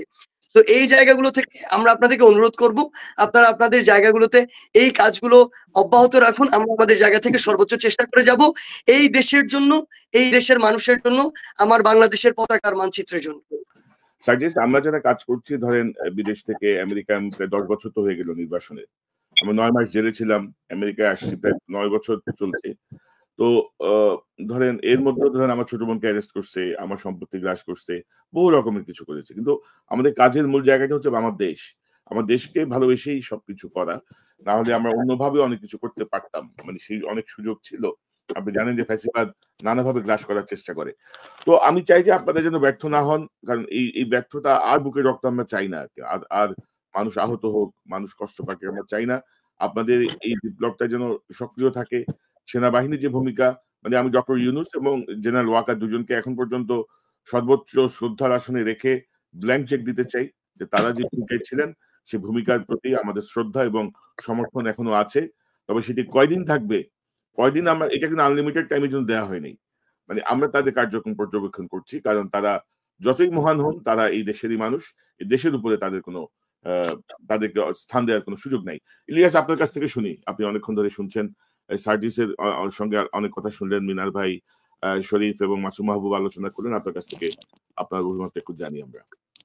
কনক ভাই ধরেন বক্তব্য শুনছিলাম, আমি খুব অবাক হলাম যে সার্জিস আলমের এত অভিযোগ, এটা আমাকে খুব অবাক করলো যে তাহলে আমরা মানে কার অপেক্ষায় আছি। আমি তো মনে করতাম যে হয়তো সার্জিসটা সার্বক্ষণিক যোগাযোগ রাখছেন এবং ওনাদের পছন্দের লোকজনই হয়তো কাজ করছে। আমি না প্রথম আমাকে আপনি বক্তব্য দিতে দিয়েছেন যখন, তখন আমার মনে হচ্ছিল যে আমার কথাগুলো শুনে হয়তো সার্জিস কিছুটা রাগ করবে কিনা, হ্যাঁ, যে ইলিয়াস ভাই আমাকে ডাকলো এখানে, ডেকে এইভাবে কথাবার্তা বলছে। তো মানে মানে আমি জানি না যে আমার এখন মনে হচ্ছে কি জানেন? বাংলাদেশে ৫ তারিখ থেকে আজ পর্যন্ত যেই সময়টা, এই সময়টা শুধুই মাত্র আওয়ামী লীগকে কিছুটা প্লেস করে দেওয়ার জন্য একটা কার্যক্রম চলছে। এর বাইরে আর কোন কিছুই হচ্ছে না। আপনি যদি যেই ছাত্ররা নিহত হয়েছে, ৳৫,০০,০০০ করে তাদের দিতে দেওয়া হবে। সরকারের পক্ষ থেকে ঘোষণা দেওয়া হলো। ৳৫,০০,০০০ করে কিসের জন্য? বাংলাদেশে প্রতিদিন রিজার্ভ বাড়ছে। যদি আমি বলেছি, এর আগেও বলেছি যে যদি প্রয়োজন আমাদের কাছে টাকা চান। আমরা ফান্ড কালেক্ট করব। আমরা প্রতিদিন অন্তত একেকটা দেশ থেকে ১০ কোটি, ১৫ কোটি, ২০ কোটি যা প্রয়োজন হয় আমরা টাকা পাঠাবো। বাংলাদেশের মানুষ রক্ত দিতে শিখেছে। টাকা-পয়সা তাদের কাছে কিছুই না। রাইট। তো আমি যদি নাকি মনে করি যে এই সরকার যে অবস্থার ভেতরে আছে, সে অবস্থায় থেকে তারা আসলেই বাংলাদেশের মানুষের জন্য কিছু করতে চায়, তাহলে এই সার্জিস আলমরাই তো সবচাইতে সবার মানে সামনে ছিল। মানে তাদের কথাই যদি শোনা না হয়, তাহলে সরকার শুনছে আসলে কার কথা? আপনি দেখেন মাহমুদুর রহমান আজকে যে অবস্থার ভেতরে, মাহমুদুর রহমানকে নিয়ে কেন কথা হবে না? মাহমুদুর রহমান কেন সর্বোচ্চ সুযোগ সুবিধা পাবে না? মাহমুদুর রহমানকে নিয়ে ত্রিমুখী একটা মানে সমস্যা তৈরি করা হয়েছে। এক হচ্ছে এই যে সাংবাদিকতায় গণমাধ্যমে যারা আছে সেই সাংবাদিকরা তো এতদিন মাহমুদুর রহমানকে দেখতে পারে নাই। এইটা একটা সমস্যা। আরেকটা সমস্যা হচ্ছে এখন যারা উপদেষ্টা আছে তাদের ভেতরে অনেকের ধরেন পেটে লাথি পড়বে। কারণ মাহমুদুর রহমান তো এখন সত্য কথা বলবে, যা সত্য সেটা লিখতে যাবেন অথবা তিনি উপদেষ্টার পদেও যেতে পারেন। এসব নিয়ে তাদের ভেতরে একটা সমস্যা তৈরি হইতে পারে। আলী ইমাম মজুমদারদের এই একটা সমস্যা আছে। আর ভারতের সমস্যা তো আছেই। তো আপনি সব জায়গাগুলোতে যদি এখন দেখেন, এখনো পর্যন্ত কিন্তু এই ভারতই বসে আছে। আমি যখন কথা বলছিলাম মানে শুনছিলাম যখন ওই সময় আমাকে একজন কয়েকটা লিঙ্ক পাঠালো। আমি লিঙ্কটা আগেই চেয়েছিলাম। সে লিঙ্ক গুলো পাঠালো যে কোন টেলিভিশন পত্রিকা আজকে নিউজ করেছে যে পাহাড়ে একজন শিক্ষককে গণধোলাই দিয়ে মারা হয়েছে। কেন জানেন? ওই শিক্ষক নাকি একজন পাহাড়ি মেয়েকে ধর্ষণ করছিল।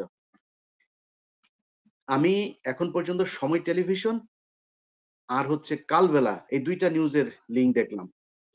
সময় টেলিভিশনের এত সাহস, এখনো পর্যন্ত তারা কমল দেখে তাদের টেলিভিশনের সাথে রেখেছে। তারা এখন নিউজ করেছে যে একটা মেয়েকে গণধর্ষণ, একজন শিক্ষক মারা গেল। টেলিভিশনের কোথাও আমি কোনো বক্তব্য পেলাম না, কারো কোনো অভিযোগ পেলাম না।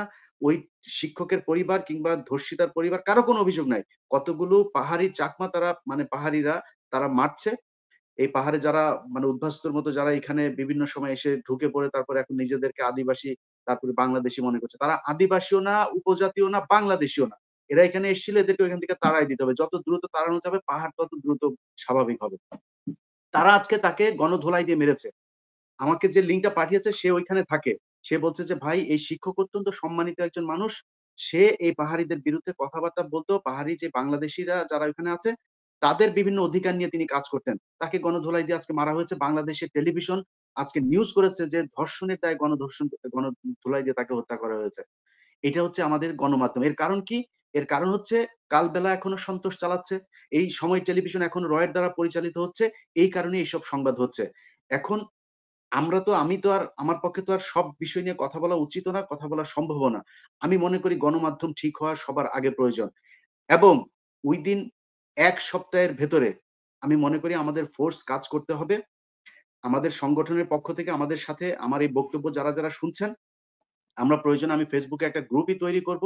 যারা কিনা এটার সাথে সংযুক্ত হবেন আমাদের এই গণমাধ্যম অধিকার পরিষদ, বৈষম্য বিরোধী গণমাধ্যম পরিষদ যেটা, সেইখানে আপনাদের প্রিয় সব মানুষেরাই থাকবে। আজকে এ শরীফ উসমান হাদি ভাইয়ের সাথে আমার ১ম আমাকে যদি আজকে পুরস্কার দিতে বলেন, এখানে এটাকে একটা ডিবেট হিসাবে উনার বক্তব্য আমার সবচাইতে ভাল লেগেছে। তো এই তেজোদ্দীপ্ত এতগুলো মানুষ একসাথে কাজ করবে আর সোশ্যাল মিডিয়াতে এতদিন ধরে আমরা যা করেছি সেটাই করবে, এটা ওয়ে না। আপনারা ওয়ে আউট এর যেই পদ্ধতি চাচ্ছেন, আমি মনে করি ১ম দিন আমরা ওই মালিক পক্ষকে বলব যে আপনার এখানে এই দালাল আছে। এই দালালদেরকে সরাইতে হবে। পরের দিন যদি না সরায় সেখানে যেতে হবে, বাইরে দাঁড়ায় সেখানে মানববন্ধন হবে, গ্যাদারিং হবে, যা করার সেটা হবে। পরের দিন অফিসের ভেতরে ঢুইকা যাব। এটা হচ্ছে পদ্ধতি। ঢোকার আরে পরে কি ইলিয়াস, করবেন আমি সেটার ইলিয়াস দায়িত্ব নিতে পারব এই না। এই ইলিয়াস ভাই, আমি আপনার মধ্যে একটু ইন্টারাপ্ট করতে চাই, কাইন্ডলি একটা মিনিট প্লিজ। জি, বলেন। একটু আমি আপনাকে ডিস্টার্ব করলাম এই জন্য ভাই। আপনি পিনাকি দা, কনক সরোয়ার ভাই, আপনারা যারা বাহিরে বসে যুগ ধরে যুদ্ধটা করছেন, ধরেন আমি ফ্রাঙ্কলি বলি, আমি ছোট মানুষ হিসেবে প্রত্যাশা করেছিলাম ডক্টর ইউনূস সাহেব যখন জাতিসংঘে গেলেন আমেরিকায়, আমি খুব ভেবেছিলাম যে অন্তত তিনি আধা ঘন্টার জন্য হলেও বলবেন যে পিনাকি ভাই দাদা শুরু করে ইলিয়াস, কনক সরোয়ার, পুরো গ্রুপটা যারা বাংলাদেশকে নাড়িয়ে দিয়েছে, বাংলাদেশের মানুষকে, তাদের জন্য অন্তত এক কাপ চা খাবেন এবং আপনাদের কথা শুনবেন, এটা আমি খুব প্রত্যাশা করেছিলাম। তুমি ফ্রাঙ্ক, তো এটা তো হলোই না। আমার একটা পরামর্শ হলো, দেখেন, মূলধারার গণমাধ্যম বলতে যে বাংলাদেশের একটা ব্যাপার ছিল, ওটা কিন্তু ভেঙে গেছে। পুরো মূলধারা গণমাধ্যম এটা তো গণমাধ্যম না, এটা তো ফ্যাসি মাধ্যম। এই যে নতুন মাধ্যম আপনারা তৈরি করলেন, আপনাদের প্রতি পরামর্শ, আপনারা অ্যাজ আর্লি অ্যাজ পসিবল ভিন্ন ধারার মানুষ হোক, কিন্তু যারা মুক্তিকামী মানুষের পক্ষে ছিলেন তারা আপনারা অতি দ্রুত একটা প্ল্যাটফর্ম ঘোষণা করুন। আপনারা ওখানে বসে কারা বাংলাদেশের গণমানুষের বিপক্ষে কথা বলছেন, কোন সাংবাদিক, কোন মিডিয়া, কোন হাউস, আপনারা সুনির্দিষ্ট ভাবে একদম প্রফেশনালি আপনারা তাকে ডিটেক্ট করবেন। ৩ দিন সময় দিবেন, বলবেন যে একে এখান থেকে সেট করতে হবে। যদি তারা না করে, আমি বলতে আমাদের ইনকিলাব মঞ্চ সকল ছাত্র জনতাকে সামনে নিয়ে আমরা একদম নিয়মতান্ত্রিক উপায়ে সেই হাউজের সামনে দাঁড়াবো, যতক্ষণ না পর্যন্ত মুক্তিকামী মানুষের বিপক্ষে যারা দাঁড়িয়েছে সেই কালচারাল ফ্যাসিস্ট তাদেরকে যতক্ষণ না পর্যন্ত সেট করা হবে, ততক্ষণ পর্যন্ত ইনশাল্লাহ আমরা দাঁড়াবো। আপনারা প্লিজ সমন্বিত আকারে এই প্ল্যাটফর্মটা ইনশাল্লাহ ঘোষণা করুন এবং বিপ্লবের ফসল বাংলাদেশের মানুষের ঘরে ওঠার আগ পর্যন্ত প্লিজ আপনারা হতাশ হবেন না। এবং আমি চাই আপনারা বাংলাদেশে না আসুন। টু বি ফ্রাঙ্ক, আপনারা বাংলাদেশে আসলে এই কাজটা আপনারা এভাবে করতে পারবেন না। যেদিন আমরা বলবো যে আপনি পিনাকি দা, কনক সরোয়ার ভাই সবাই একদিন এক ফ্লাইটে আসেন, আমরা লক্ষ জনতা আপনাদেরকে রিসিভ করব নতুন বাংলাদেশে। সেই পর্যন্ত আপনাদেরকে লড়াইটা করতে হবে ইনশাআল্লাহ। অবশ্যই শরীফ ওসমান এই লড়াই অব্যাহত সেটার থাকবে। জন্য ইলিয়াস, হাদি ভাই, আমরা যদি নাকি প্রয়োজন হয় আরো ৫ বছর পরে আসবো, যদি প্রয়োজন হয় ২ দিন পরেও আসবো, সেটা নিয়ে কোনো সমস্যা নেই। কিন্তু আমাদেরকে যেই কাজটা করার জন্য যা প্রয়োজন সেটা তো এখান থেকে করা সম্ভব। আমাদের সেই লোকবল আছে। টেলিভিশনের মালিক, সম্পাদক যারা এখন দালালি করছেন, যদি মনে করে থাকেন যে আপনারা এইভাবে তাংনাং করে তারপরে সরকারকে কয়দিন সময় দিবেন, প্রথম আলোর এই গুটিবাজি দিয়া তারপরে দেশ চালায় যাবেন, ফাঁকে ফুঁকে মাঝে মধ্যে জানাজার মধ্যে এসে উপস্থিত হবেন, এই সুযোগ আপনাদেরকে দেওয়া হবে না। আমি তো বললাম যে আমরা হাদি ভাই, আমরা ১ সপ্তাহের ভেতরে ইনশাআল্লাহ আমরা এটা নিয়ে অনেক কাজ করছি অলরেডি। মিনার ভাই, আমি, কনক ভাই, এবং ইলিয়াস, এখানে থাকা অবস্থাতেই এটা করা, আমরা এটা নিয়ে আলোচনা হয়েছে। মুশফিক ভাইয়ের সাথেও এটা নিয়ে বিস্তারিত আলাপ হয়েছে। তো আমরা এটা খুব দ্রুতই করছি। এবং আমি বলবো সব শেষ কথা যেটা, যে অন্য সেক্টর এগুলোকে এমনিতেই ঠান্ডা করা যাবে। আগে গণমাধ্যমের কথা বলে নেই। গণমাধ্যমে এখন পর্যন্ত যারা আছেন, যদি জাইঙ্গা-টাইঙ্গা নিয়া, যদি মান-সম্মান নিয়া যদি রাস্তায় বাইর হইতে চান, তাহলে আগে থেকে ভাইগা পড়েন। আর যদি নাকি আপনাদেরকে বের করতে হয়, তাহলে কিন্তু অবস্থা খারাপ হবে। সেটার জন্য কেউ দায়ী থাকবে না।